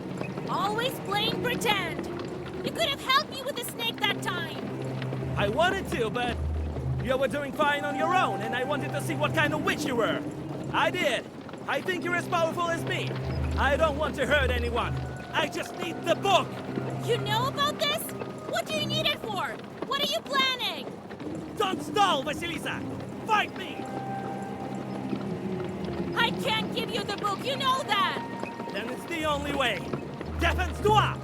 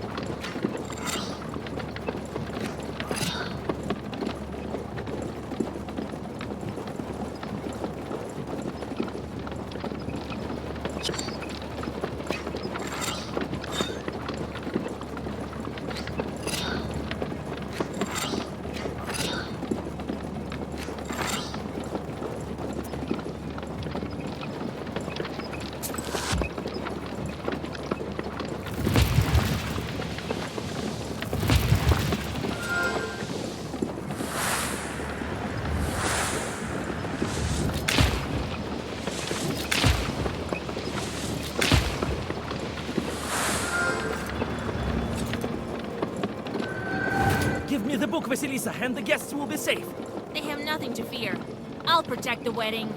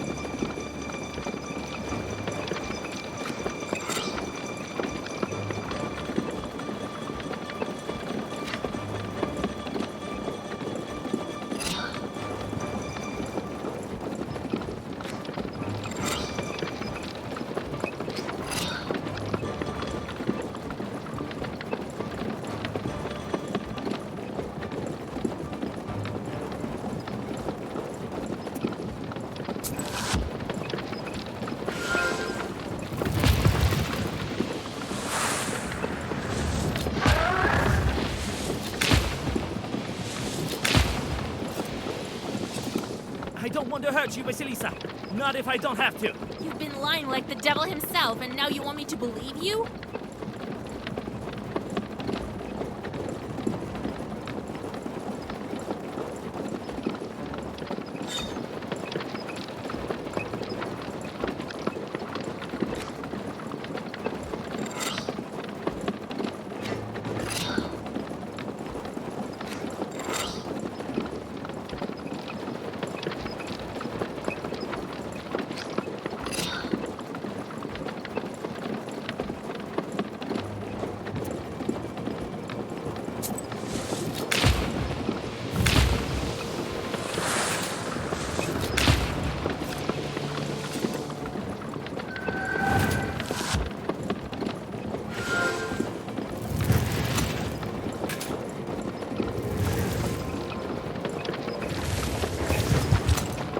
Give up, or the entire wedding procession will be transformed. Not if I stop you first.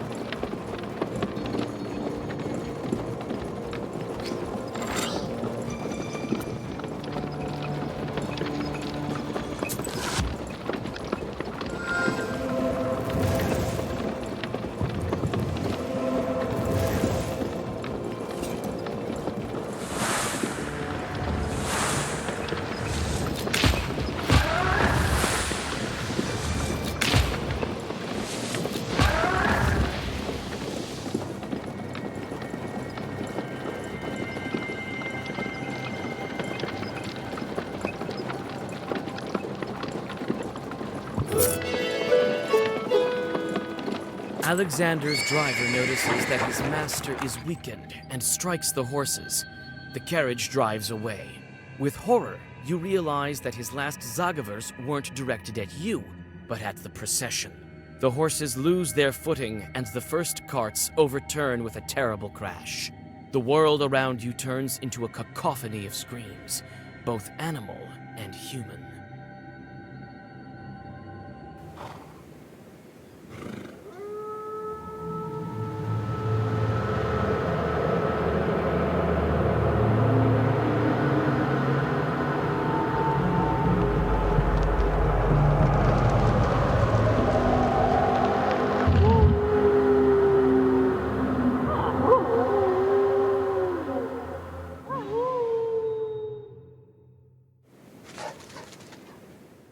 Alexander's curse hits the weakened wedding procession and slices through it. Some of the wedding guests turn into wolves and run into the forest. Others have lost consciousness or are injured from the crash. You notice old Yegor and run towards him. Several Zagavers later, and your mentor comes to his senses. Grandpa! Grandpa, you're alive? Vasilisa! Oh, Jesus, my head hurts. Wait, I'll whisper a bit. No time. What's happened to the procession? Was it cursed after all? Yes, many of the guests were turned to wolves. So they were. I wasn't seeing straight. I saw how Fedьka was turning. I'll get that, Alexander. Oh, but what should we do now? Shush, don't whine. There's no time to think about that lad now. First, we fix the wedding. That's all right. You'll catch the wolves and heal them. Next thing you know, the seal will be broken. How will I find them? Even my chords may not be able to find the cursed. We'll find them. I have this old friend of mine, a hunter. He will track them. Find out who's missing and fix up the wounded. Then we'll get ready for the road. How did they turn into wolves? No one has heard of such thing for 100 years or more. Well, your friend there cast a strong curse, and then you were right. Fedьka is not very knowledgeable for a best man. How do I lift the curse? You need special herb, Cuckoo's tears. It grows deep in the forest, in the Leshy's domain. I think this hunter of mine will give you a hand with the herb as well. So Fedьka turned also? Yes, there is his accordion. At first I thought I was seeing things. What do we do with the bride and groom now? They'll manage. I'll teach them a couple of secret prayers. Who's that friend of yours? Just a hunter. I'll tell you at home.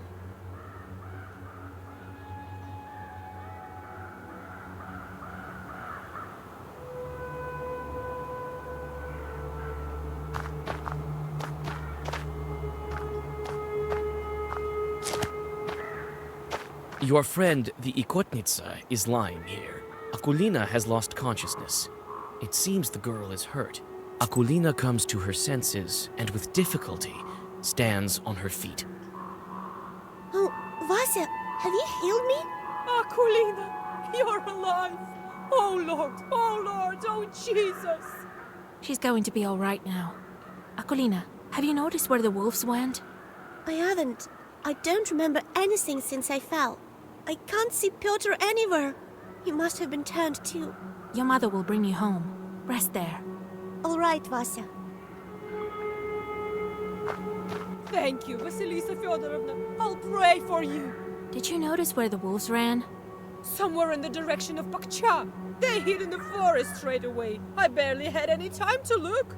I only noticed that several of the bridesmaids turned. The horror! I've heard of such things, but never thought we'd witness it. Vasilisa, my head is dizzy. Where is Nikolai? I can't see him. Listen. He's also been transformed. Oh, I seem to be destined to go return to evil spirits. Don't lose hope. I'll go after him and the rest of the guests. I know I failed at protecting the wedding, but I'll try to fix it. Looks like you were right about Fedьka. I should have listened to you. He's not the one who ruined the wedding. That was another Koldun. That's all right. I'll deal with him. As soon as I get Nikolai back, you'll make it to the church. I'll set your life straight. I hope that God will help you, Vasilisa. A wounded peasant girl is lying in the grass. Looks like she's lost consciousness. The girl thanks you with a weak voice, but then loses her senses again. At least her life isn't at risk. All the cards have turned over. Some of them are broken. Some horses have fled. Only the bravest of them all have stayed.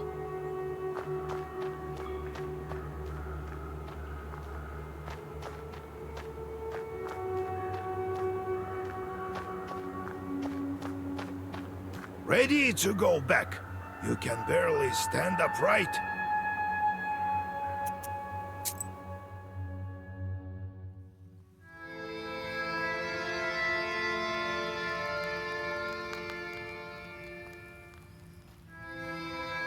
Vasilisa, get up. It's morning already. We need to hurry while the wolf tracks are still fresh. I told you yesterday about my friend, the hunter. He is a master of his craft. He can track any beast. These aren't exactly beasts. And the hunters aren't exactly simple folk. They're knowers of their own sort. Some are friends with a leshy, others know Zagavars. This one is called Airat, a smart man. Lives near Cherding. You think he'll help me? He will. When you meet him, tell him I sent you. We had a deal. I give him the stuff, and he owes me one. How do I find the guests? You and Airat will follow the tracks. I also need to talk to Alexander. No point. He must have fled. If I were him, I would stay away from you.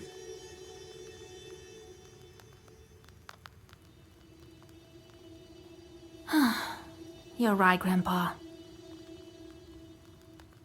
The moment we took on the next seal, the wolves showed up. As if the devil himself arranged it. I don't know. If anyone helps us, it must be some power from above. Satan can only spoil things, and forces of light wouldn't curse a wedding. Mysterious are his ways. Who knows? Who knows? You think I can break the curse with the wedding guests? Only you can find it out. Where can I find your friend? Airat lives close to Cherding. You'll learn about him in the town, in the hunting shop there. It's summer now, so he shouldn't be wandering in the woods. To cure the wolves, look for a cuckoo's tears herb. You should find it in the forest. Some herbalists may also have it. Have a look in the town market. And above all, don't forget the seal. All right, Grandpa.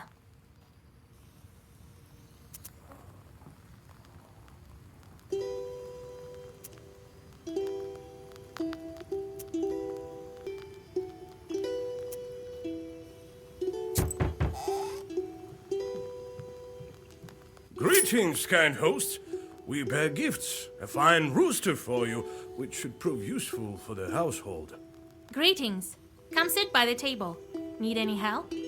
Oh, we have a disaster on our hands in our village of Klepnikova. Oh, the things that have happened. We must have made a Leshy angry.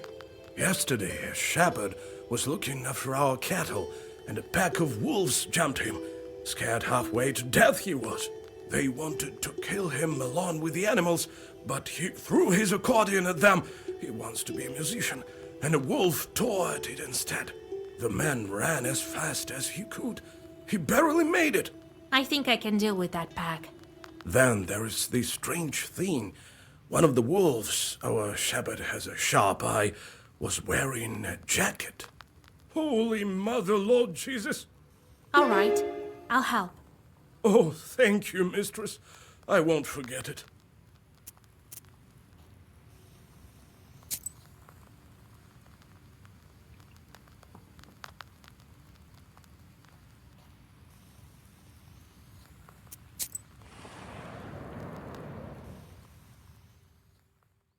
Half the village has gathered in front of yesterday's bride.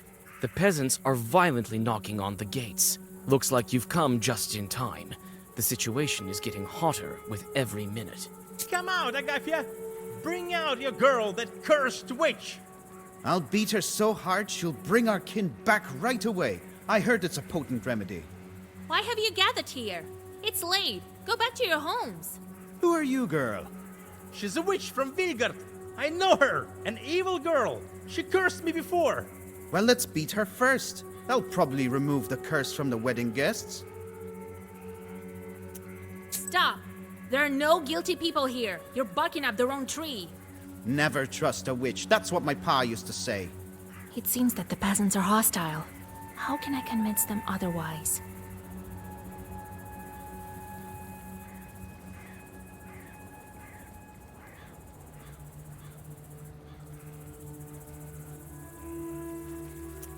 You think she wanted to ruin the wedding? She wanted to get married as soon as possible. Why would she hurt her guests? She didn't transform the procession. Some man did it. Many people saw it. Ask those who weren't turned. All right, we believe you this time. But you better bring back my son. I'm going to lift the curse. Soon everyone will be at home. After discussing your arguments, the peasants disperse. One old lady even blesses you and gives you some milk. The bride opens the gates and thanks you for your help.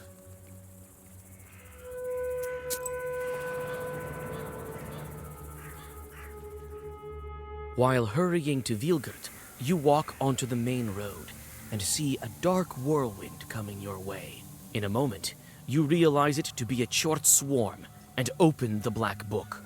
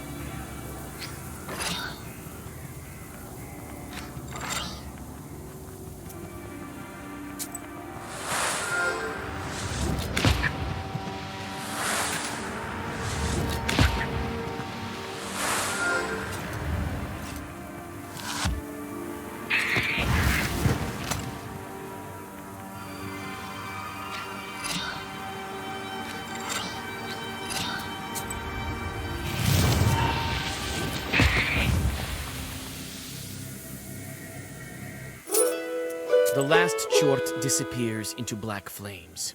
You can only wonder who set this swarm upon you.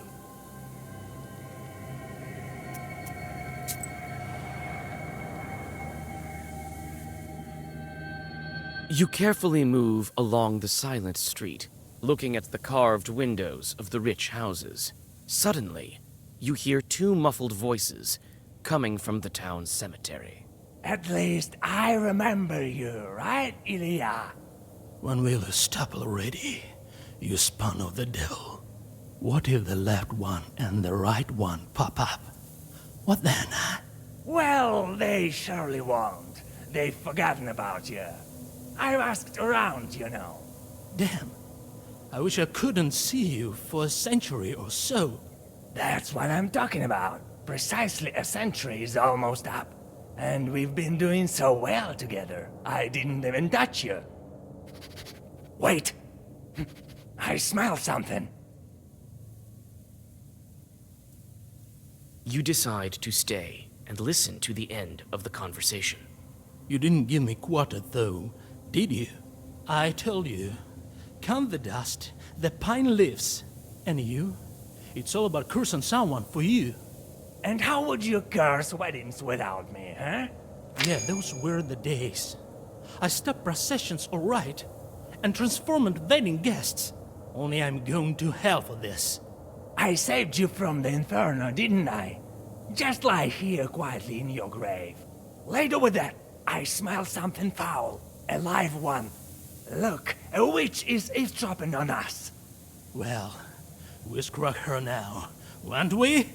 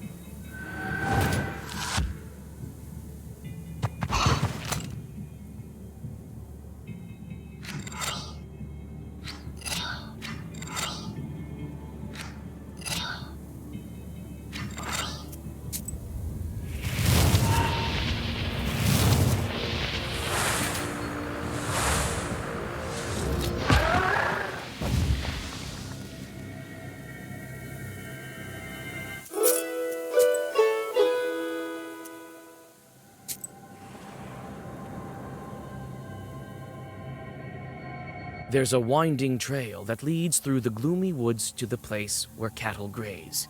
For some reason, people call it a road. You cautiously look around and suddenly hear muted growling from the shadows. Could it be your imagination? You draw a circle and open the book. Minutes pass, but only the empty night surrounds you. At least you had some practice.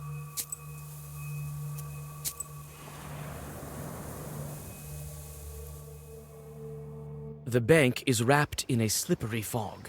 You look into the milky veil, expecting to see running wolf shadows, but notice only the swirls of the slippery haze. After looking around, you notice some wolf tracks on the sand, and a torn-up shepherd's accordion. This instrument obviously went through the paws of some wild beast. Its body is scratched with claws, and the bellows are torn to shreds. In the grills of the instrument, you find a broken wolf tooth.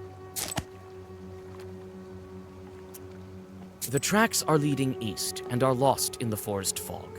You follow them for some time, but you finally lose them, along with your sense of direction. Suddenly, you're injured by a sharp branch that came out of nowhere.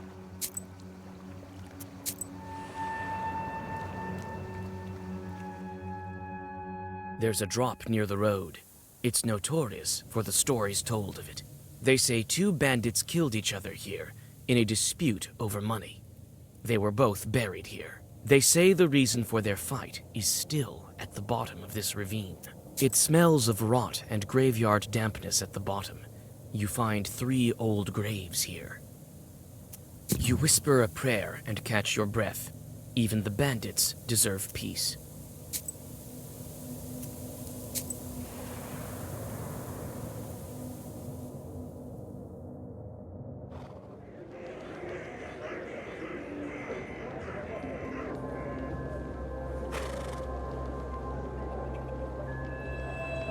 Even after sunset, the town is boiling with activity. The shops and stalls are open. Your eyes are dragged towards high stone domes and merchant houses almost against your will. You soon find a hunting shop old Yegor was telling you about.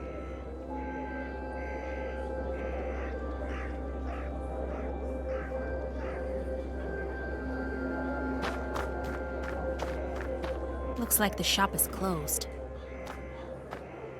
Wisdom will enter your heart and be good for your soul.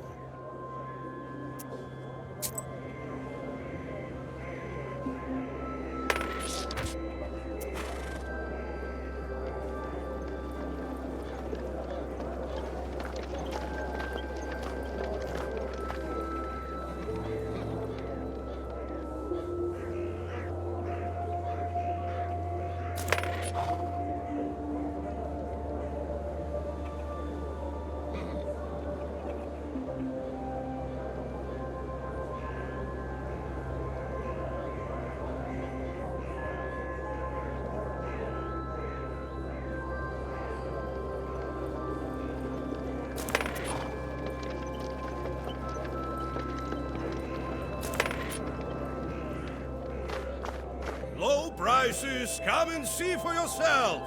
Buy some herbs and other goods I've brought for you from the woods.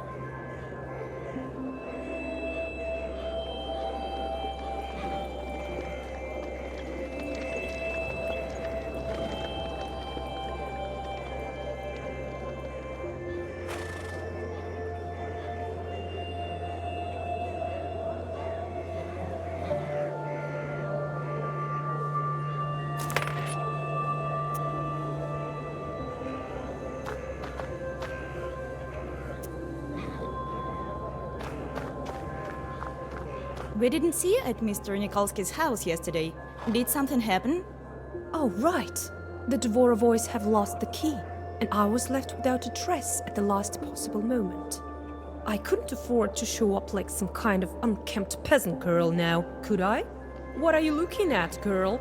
By whose orders are you here?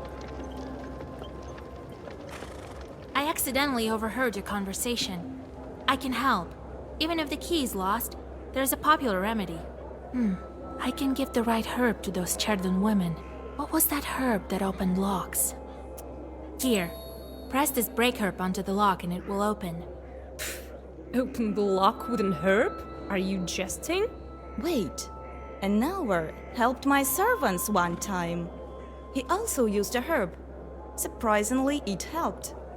Everything is possible nowadays. Have you heard how the spiritual sense of Mr. S went? Yes, really. Thank you for your help. I've heard of the potential of folk remedies, but I wouldn't think it would be applicable to locks. Here, buy yourself a pryanik. You question the townswomen about your acquaintance. I know who you're talking about. This family is definitely of means. I heard he's the sole heir. I think their family estate is somewhere in the suburbs. A couple of tiny chorts are sitting on the drunkard's left shoulder, perhaps they're to blame for his present state. This puny thing isn't worth a Zagavr. The moment you touch your book, the demons disappear, muttering angrily. The peasant, it seems, has started to breathe more steadily.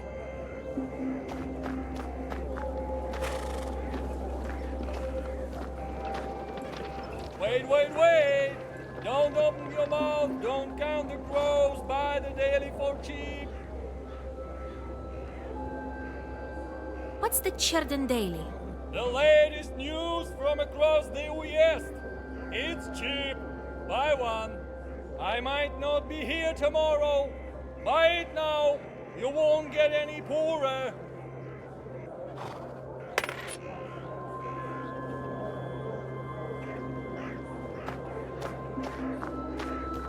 Mr. Fairbanks? I need to question you about one of your buyers. I don't care what you need.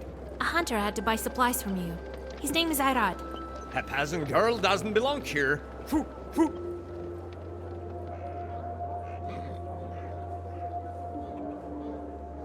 You hold out a handful of coins. Looks like the merchant is ready to help you now. It's a pity he hasn't become less arrogant. All right. I'll tell you about your hunter, but leave me alone. Irad lives on the edge of Cherden, in the east. I haven't seen him in my shop for a long time. I don't know why you would need him, and I don't care. I think he's finished hunting.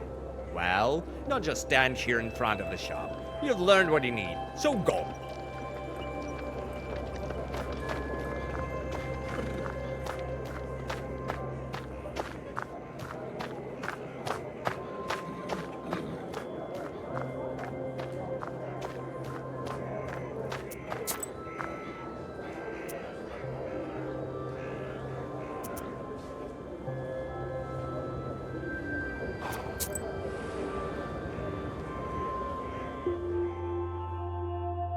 The welcoming light of the hunter's lodge is lost among the gloomy outline of pines at the forest's edge. The trees look like stern guardians, standing watch over the grim secrets of the forest. The host is standing near the house. God bless. Salam. Who are you? I'm a granddaughter of Igor Churov, a knower from Vilgard. Vasilisa. Long time no see. I remember when you were this tall. Well, what brings you here? Grandpa told me you've known each other for a long time, so you know me as well. I saw you when I visited Igor. You were little then. They didn't call him Old Igor then. Did he help you? He did. But all was not well. It's a long story. I came for help. I need to go to the forest, track the wolves. The wolves, you say? You tell him about the events of the wedding. It so happens that I know. I'll help you. I've known Shuralev for a long time. I'll guide you through the forest. You think the Lyashe is to blame? But how will we find the wolves? We will, Alabirga, we will. The wolves are gathering in a pack. They'll need a leader. The tracks are leading to Pollute, so we'll go there. I was thinking, where did so many wolves come from? It turns out it's your doing. This man is to blame, Alexander. Yeah, but he failed to protect. Now your wolves are running amok. They wounded my falcon. They could start attacking people. We need to hurry. You're hunting with a falcon? I don't remember hearing about that. Yeah, it's a rare skill. So what now? The curse is passed on to him, but the bite is a weak one. Let me have a look at your bird. The wound has almost closed, but the falcon looks bad. You feel the traces of the curse on the wound. The falcon needs a herb, but which one would be good for a curse?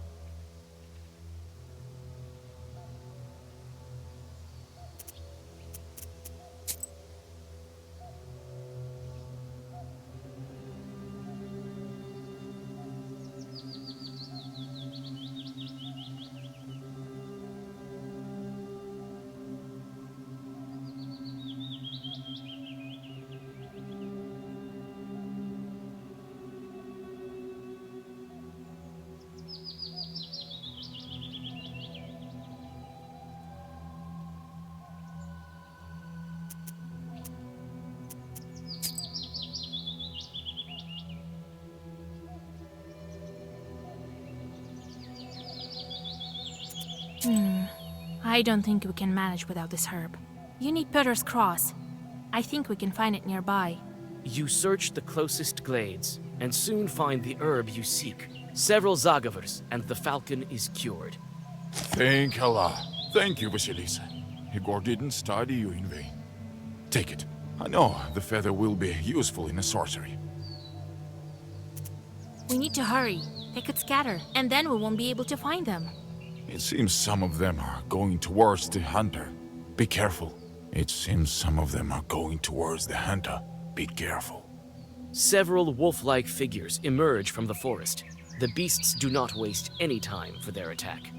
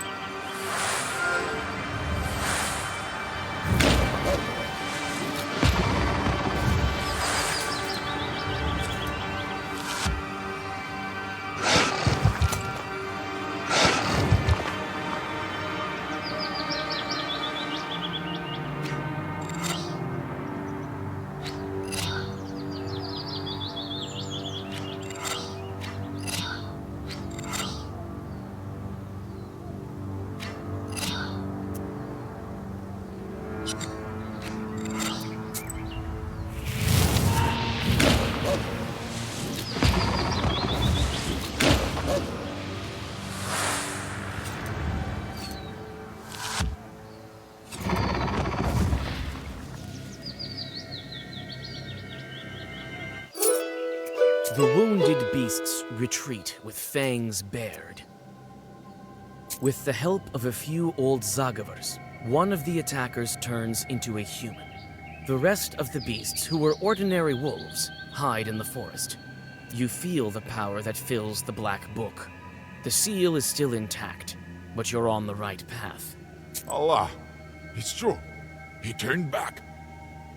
What's going on? Have you drank too much?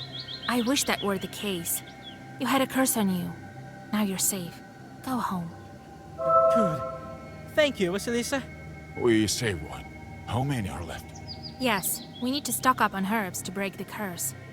You can find the herbs all over the forest. Let's rest a bit and get going. Follow me. I have a samovar ready.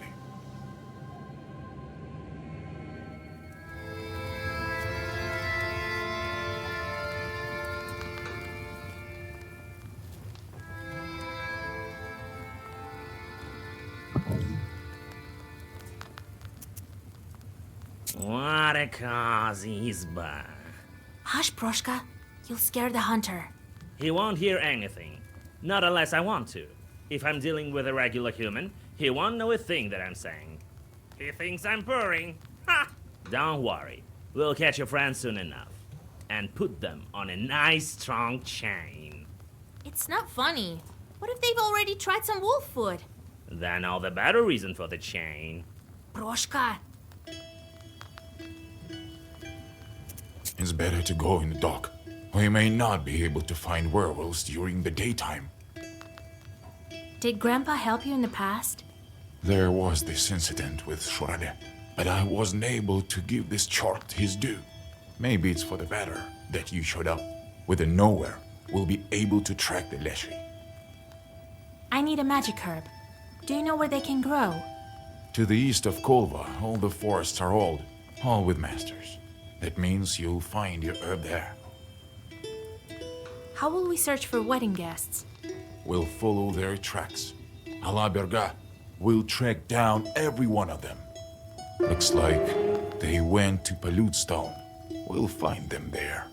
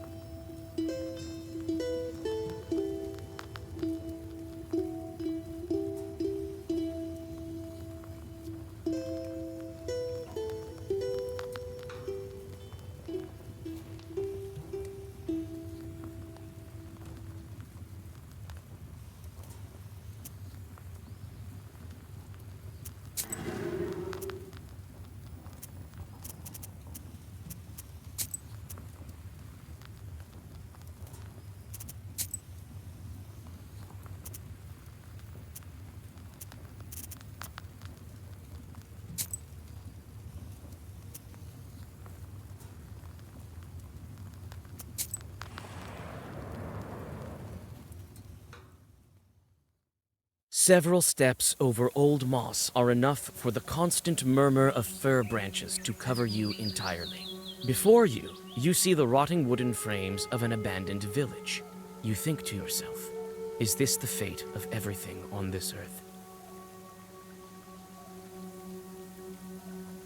In the corners of the abandoned rooms, you see stoves like stone dead men. You peek into one izba and then into another. The village is abandoned by people and spirits alike. On the road, you see a wooden whistle. It belongs to Petka. It looks like you're on the right path. A circle made of meadow flowers is in the middle of the village. Accompanied by a cold wind, the old secrets the grim fir branches speak of causes the white petals of cuckoo's tears to shiver with fear. You whisper the secret words and pick the herbs that grow here. But will it be enough for all the cursed? Hayrat notices a wolf footprint among the rotten boards and impassable nettle. He says a lot of beasts have come through here recently. The path leads to the east. You also see some pieces of cloth. These are the cursed wolves.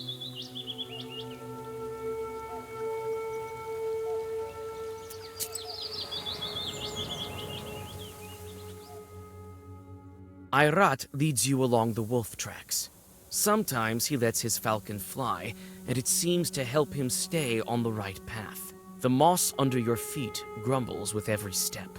Shadows peer out from among the gloomy pines. Or could it be you're just seeing invisible spirits among the rustling branches? The hunter looks around intensely and proposes to continue the journey. He makes hints about the leshi and spits. After making mention of this spirit, your guide starts to nervously look around at the surrounding darkness.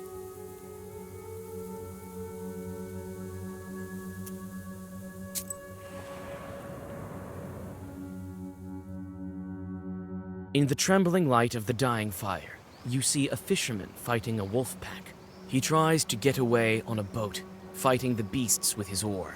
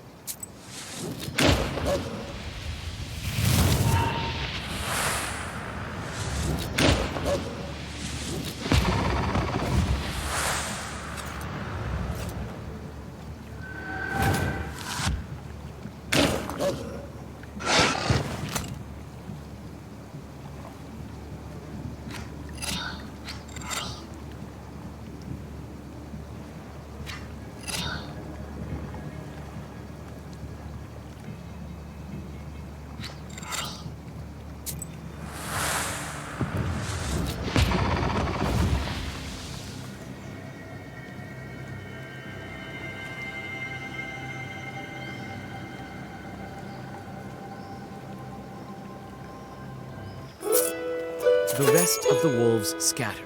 Looks like there were no werewolves among them. The grateful fisherman gives you all his money and his evening catch. After that, he crosses himself and bows to Palyud. He assumes it was him who brought you.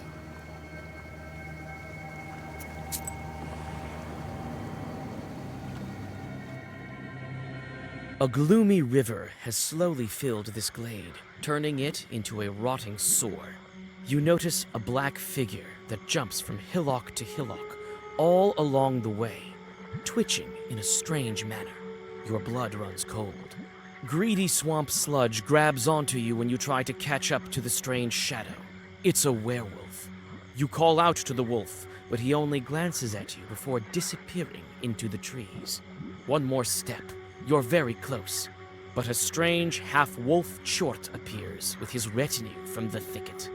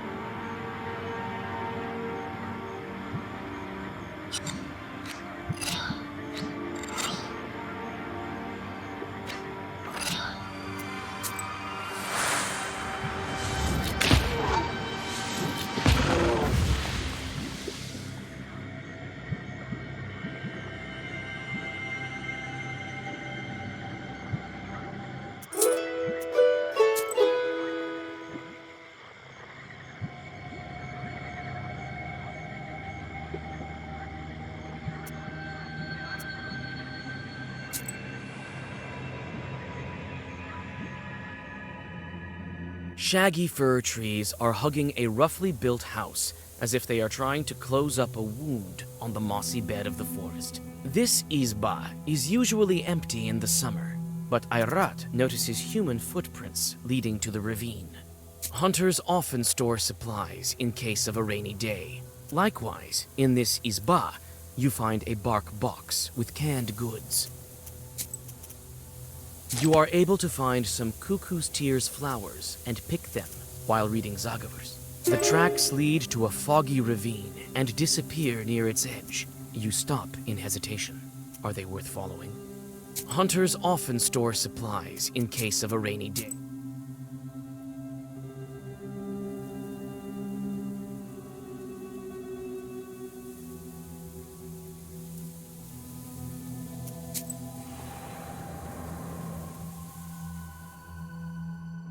A slimy fog flows at the bottom of this ravine. First, you hear hissing, and then a man emerges from the dark. Living snakes slither up and down his staff. He's dragging a whining wolf with red eyes on a chain. God helps. God helps. Let the wolf go. It's no ordinary beast. I'm not playing games with you, girl. I can see that you are a knower yourself. These werewolves is my prey. So if you want to leave here alive, don't stand in my way. Listen, give me this werewolf and I will lift his curse. Why do you want him anyway? Lift the curse. So what? As soon as he entered my ravine, I saw by his eyes that he was a werewolf. I'll lift the curse myself as soon as we get to the village. And his relatives will reward me for that. And if I make him human now, I'll have to watch over him.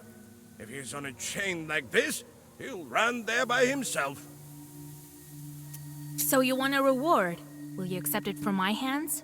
Why not? I have the herbs I need right here. Do you have rubbles? Be it as you wish. Give me the chain. The Khaldun tosses you the chain and the magic herb, after which he disappears into the fog. You lift the curse from the werewolf and feel the fourth seal cracking. You're on the right track. Vasilisa, what happened? Where are we? You were turned into a wolf, and then a snake Khaldun nearly took you. You tell the girl about the recent events and help her get to the road leading to Pakcha. After that, you continue along your way.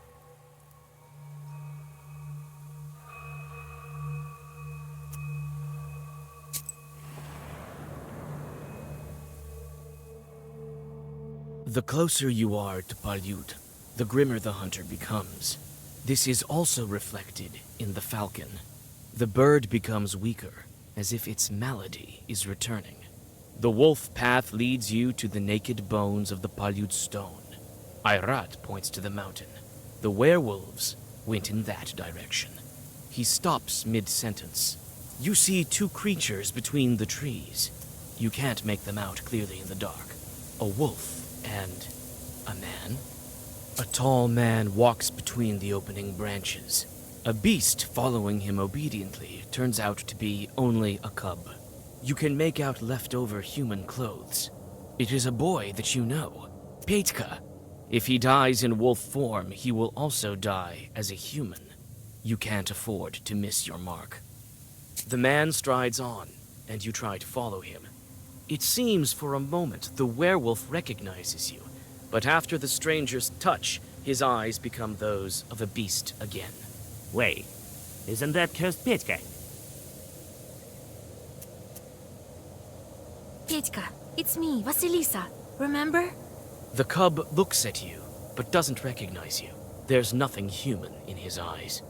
Maybe I can remind Bailichkas that he's not a wolf. Look what I found, Bailichkas. Don't you want to banish some Khalduns? The cub runs to you sheepishly. The stranger watches Bailichkas with gloomy eyes, but doesn't try to stop him. God helps. Who are you? The man looks at you sullenly and doesn't say a word. You don't feel the presence of demons, and he doesn't look like a Leshy. Let the wolf cub go. It's not a beast. You hear me? The man doesn't pay you any attention and walks on.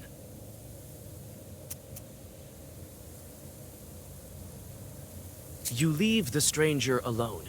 He's about to disappear into the trees, but Ayrat blocks his way. The stranger raises his furry fists and gets ready for a fight.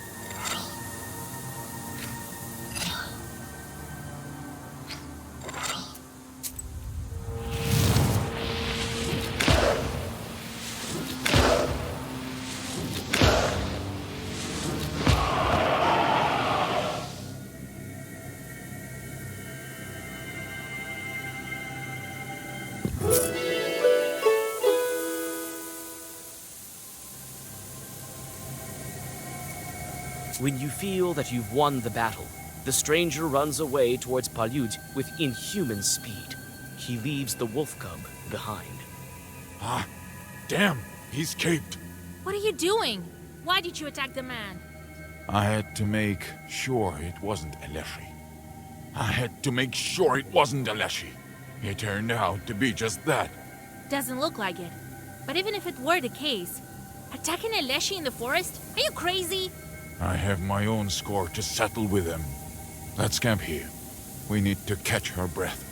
The Bashkir frowns and starts to make a fire. All that's left for you is to deal with Petka. The Bashkir frowns and starts to make a fire. All that's left for you is to deal with Petka. You approach the werewolf boy. His eyes are silently begging you for help. You perform the ritual, and the wolf cub turns into Petka. The boy loses consciousness. You lay him in your camp and catch your breath.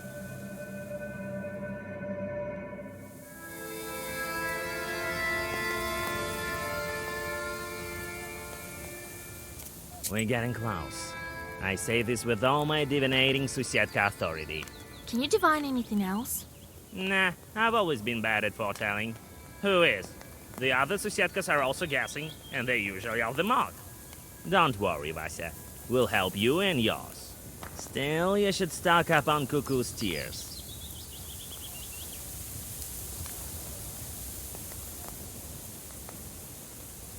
You weren't very surprised by the spirit. It's not my first day in the forest. I've seen things. So now we climb the mountain? The werewolves are running to the pack leader, the master of this mountain. I know the way. I'll guide you. Rest now. Who was that man? He doesn't look like a chort. This was Shurale from Palud. Who else? I would recognize him in any form. Werewolves run towards him. If knowers of priests don't turn them back, they stay wild beasts for life. A person dear to me disappeared once, and old Yegor helped me to make a charter. The Leshy didn't give her back anyway. He took her for himself. He, by Palud. That means it was him. He was afraid to show himself to me. Now we're going to track him down. Was it long ago that old Yegor helped you? Long ago. You were still little. When the charter didn't help, we went searching by ourselves. We found my wife, but it was too late. Where are we? I can't remember. It's hard to speak. Seems unfamiliar. Have you seen other wedding guests? I can't remember. It's like it was all in a fog, as if they were running. Nikolai was there, beside me. We were back in here, as if called by someone. We ran as fast as we could. That's how we were separated. Then I met an old man. He took me. The others are still near. I still feel it. Who was that man with you? The old man. He was bringing me home. I was following him. I heard everything in the forest with them. We heard you too. A kind old man he was. How do you feel? I can't remember. I used to live in a village, not in the forest, right? How much time has passed? A lot? The boy stares at the flames without blinking. It seems that he is lost in his thoughts.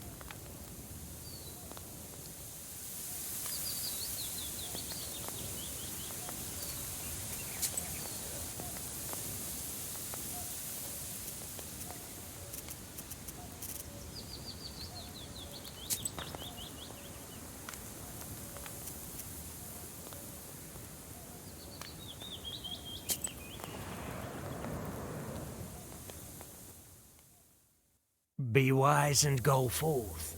Knowledge will serve as your daily bread.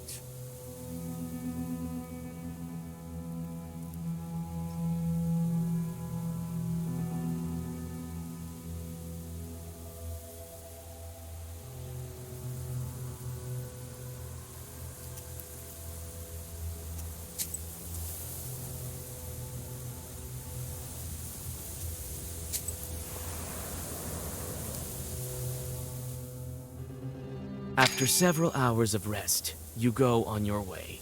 Among the forests, at the foot of Palud, you almost forget that Cherdin is somewhere near. This forest looks like it was born at the dawn of time. Your thoughts return to the wedding. Could you do something to prevent Alexander from doing this? Or was this all predetermined by fate? Evil spirits pull you out of your thoughts. You see their burning eyes among the trees.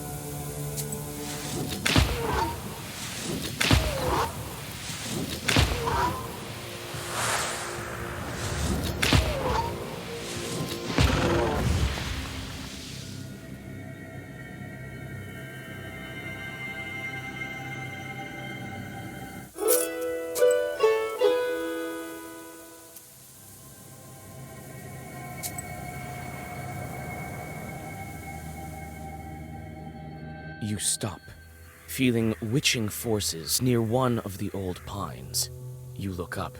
Its branches reach to the skies, and it seems like they have no end, reaching to the top of the world. By the tree roots, you make out a trail of blood leading east. By the tree roots, you make out a trail of blood leading east.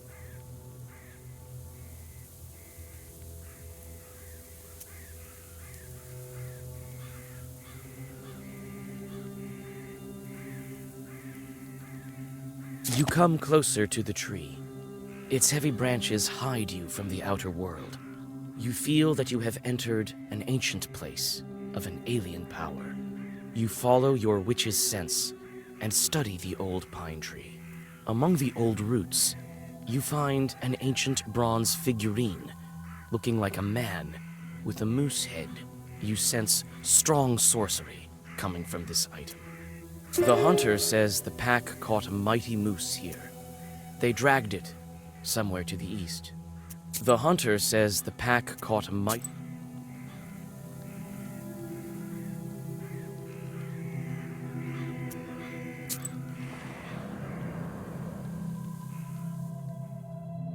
Irat continues to lead you along the tracks. Soon, the path is surrounded by overhanging trees that look like church walls. In a couple of steps, your way is blocked by a wall of tangled branches. Irat frowns and pulls out his axe. Irat clears the path, and you continue on your way.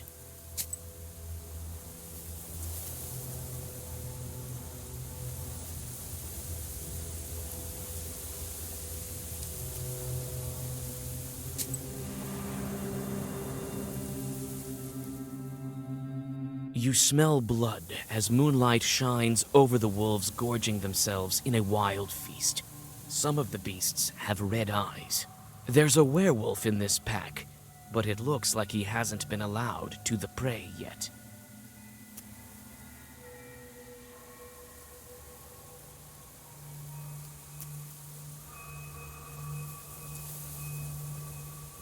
The sated wolves don't interfere with you when you approach the werewolf. You start to whisper the ritual words, but quickly realize that you can't bring back a werewolf who has tried animal food. The beast tries to bite you, and you jerk your hand away. Judging by the remains of clothing, it's one of the bridesmaids.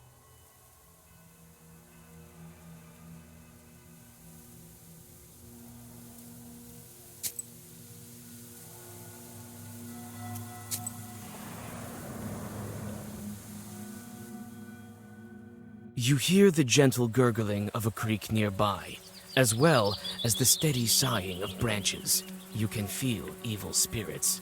Ahead, on a stone, a rusalka is combing her slimy hair. Travelers, come closer. You can rest here after your long journey. Don't try your black arts on us. We're Khaldoons ourselves. It seems that Irat has succumbed to sorcery. He steps towards the undead. You grab his sleeve and whisper a Zagaver. The sorcery vanishes. The Rusalka hisses in anger. Why are you here, you Khaldoons? Wait, don't be angry. We need to get to the top. We're not going to spoil your creek. Yes, this is my creek, mine. You want to pass? Pledge a sacrifice to me. Then I'll let you pass. And tell you about the treasure. The other knower left it here, not far away. What kind of sacrifice do you want? I know churches ask you Khaldoons for jobs.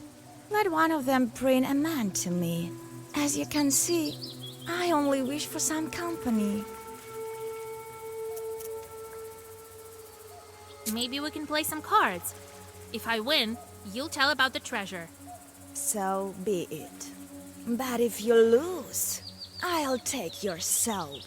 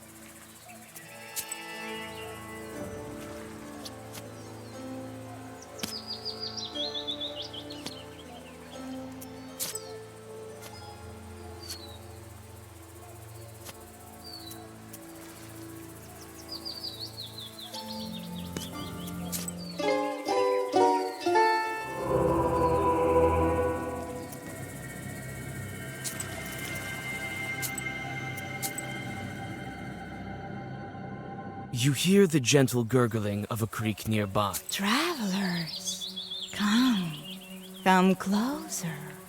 You Don't try your black. It seems that the Rousseau. What? Wait, don't be angry. Yes, this is my creek. What kind of... I know chorts ask you coldoons for jobs. Be it as you wish.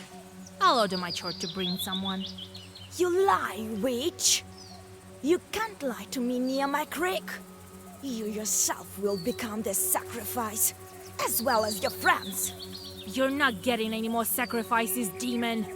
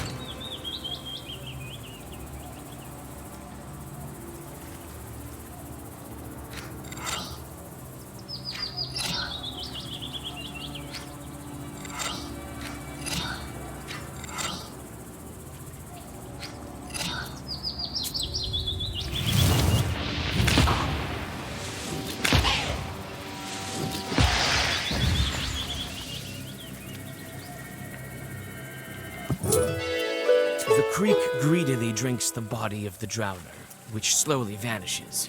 You cross over it. The mountain top is already close.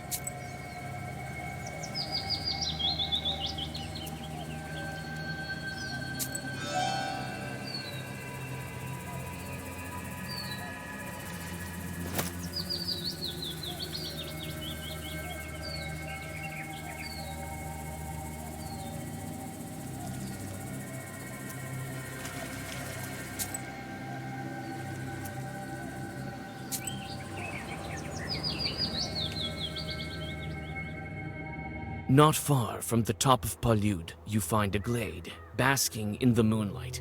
It's close to the drop, opening to the forests around you. You feel you can find some healing herbs here.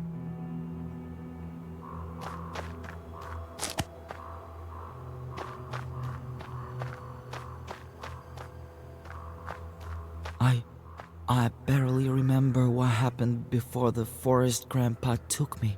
Where did we live? Vasilisa. Oh, you're from Bakhcha, Petka. He'll remember in time. I've seen it once before. A hunter was led astray by a shurale, but that one didn't completely come to his senses. This one is still young. He will. That's all right, Petka. We'll make you better. You'll remember. I want to go home, Vasya. To my mother.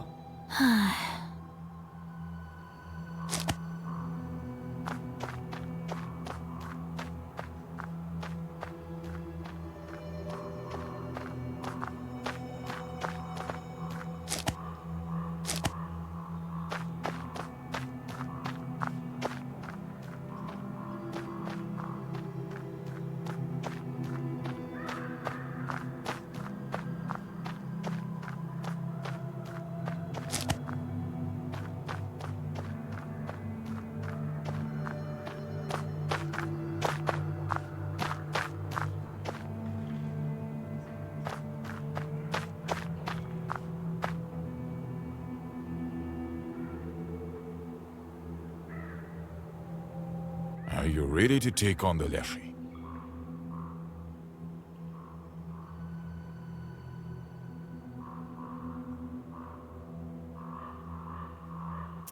Well, we didn't came all this way for nothing.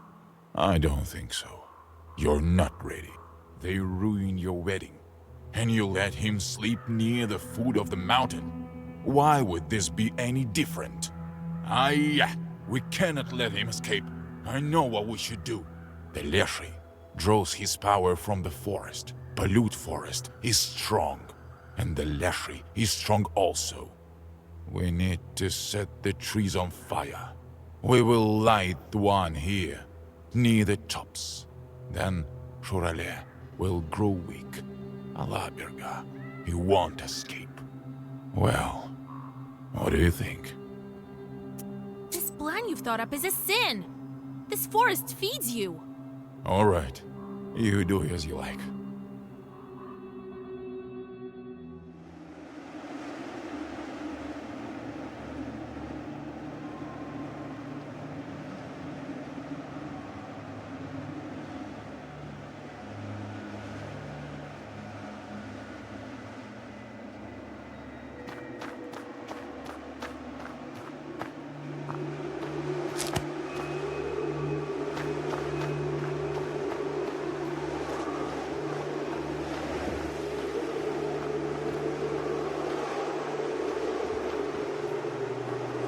Sheridan is somewhere out there. Can't make it out from here. Vas, I'm scared. When are we going back? Soon. We can't leave our friends, can we? No, I don't think so. The wind is cold here. I don't want them to get cold.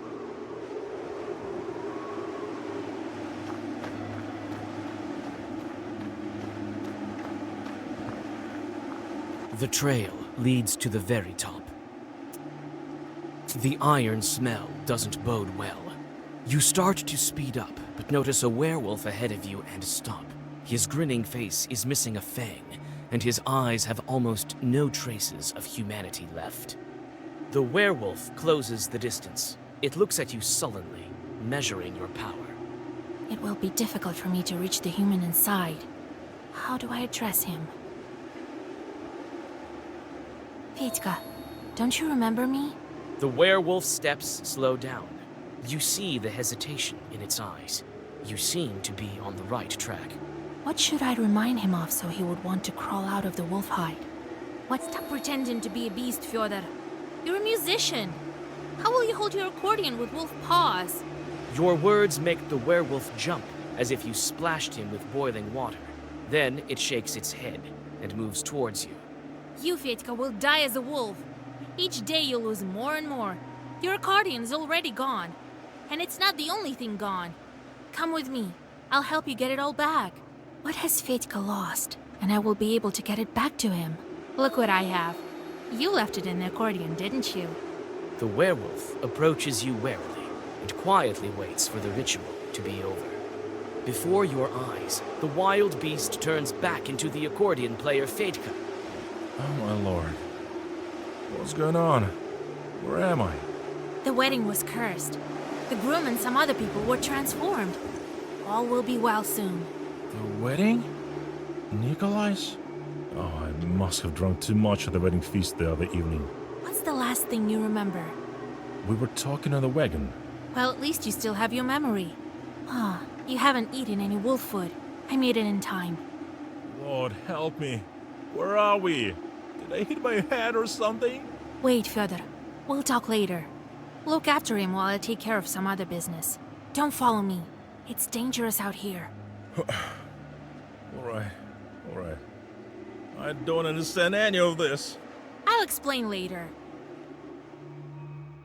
Near the peak, you see the inky black mouth of a cave, standing in contrast to the ruthless wildfire around it. Ayrat is waiting for you by the entrance, looking thoughtfully into the darkness. Shuralya won't get away from us. He'll have to answer for the wedding, as well as for my falcon, as well as for my family. Are you insane? You're burning the same forest that feeds you. Feeds me, you say? So what of it? What of my life? What of someone else's life? When he drags everyone who gets close to it into the abyss, I won't serve as cattle to be fattened up for the butcher. Look into the ravine. Do you see the darkness? Let all you priests go there with the candles. They won't make it go away. Do you think we can bargain with it? It won't make a sound. It's wild as a night, as the northern wind. What are we to it? Undergrowth, rot. You can't bargain with it, but you can take vengeance upon it. Ayrat. No! Would your wedding be cursed without this demon? Would your friends become wolves? I think not. It wanted it. It got it. And now, it's feeding on their souls and laughing at us. Ayrat takes a step forward and disappears into the dark opening of the cave. You try to catch up to the hunter, but he escapes you as if in a dream. The fiery darkness smells of blood and burning wood. In the deep of the cave, you find the wolf shepherd and a werewolf in a ragged soldier's coat. Beside them is a pack of wolves, Ayrat's body by their feet. What's wrong with Ayrat? He didn't leave my pack any choice. Ayrat told me you killed his wife. And now you killed him? Killed his wife? He thought so. But it's not true. You know yourself that I'm not a noble spirit. I remember what happened. The fiery short is to blame for that death. I know who's to blame. Though I think you're not ready to learn it. I'm ready. You know yourself who sends Chorts. And that Chort smelled of your sorcery. But I wasn't a witch then. Yes, you were too young. But your Chorts were owned by another Khaldun. It can't be. Who are you? I think you know. You mention me in your Zagavers quite often. Wolf Shepherd. I need to break the wolf seal. I know, this is your choice. A hard and a difficult one. Nikolai will break the seal. I came for the soldier. You want to take him, but he will be better with me, safer. Among wolves? His soul will be safe. He can always fall from grace among men. But be it as you wish. You didn't walk all this way in vain. Take Nikolai, but I have to go. The wolf shepherd disappears in the acrid smoke of fire in front of your eyes. You quickly perform a ritual for Nikolai. Nikolai opens his eyes, and before you can say anything, the black book flies out of your hands. One more seal is broken. The seal breaks with a flash and clash of force. You look around. It seems as if the fire has combined with ancient sorcery to begin to destroy this cave. Hold on! The cart's about to turn over! Vasilisa! What? Fire? Jesus Christ, you remember! So you haven't eaten anything! That's at least one good piece of news. I think wife and I, we were on our way to get married with the guests. That's right. We were cursed. I couldn't protect you. Cursed? How? Where are we? The procession has turned to wolves, Kolya. I think the cave is about to collapse.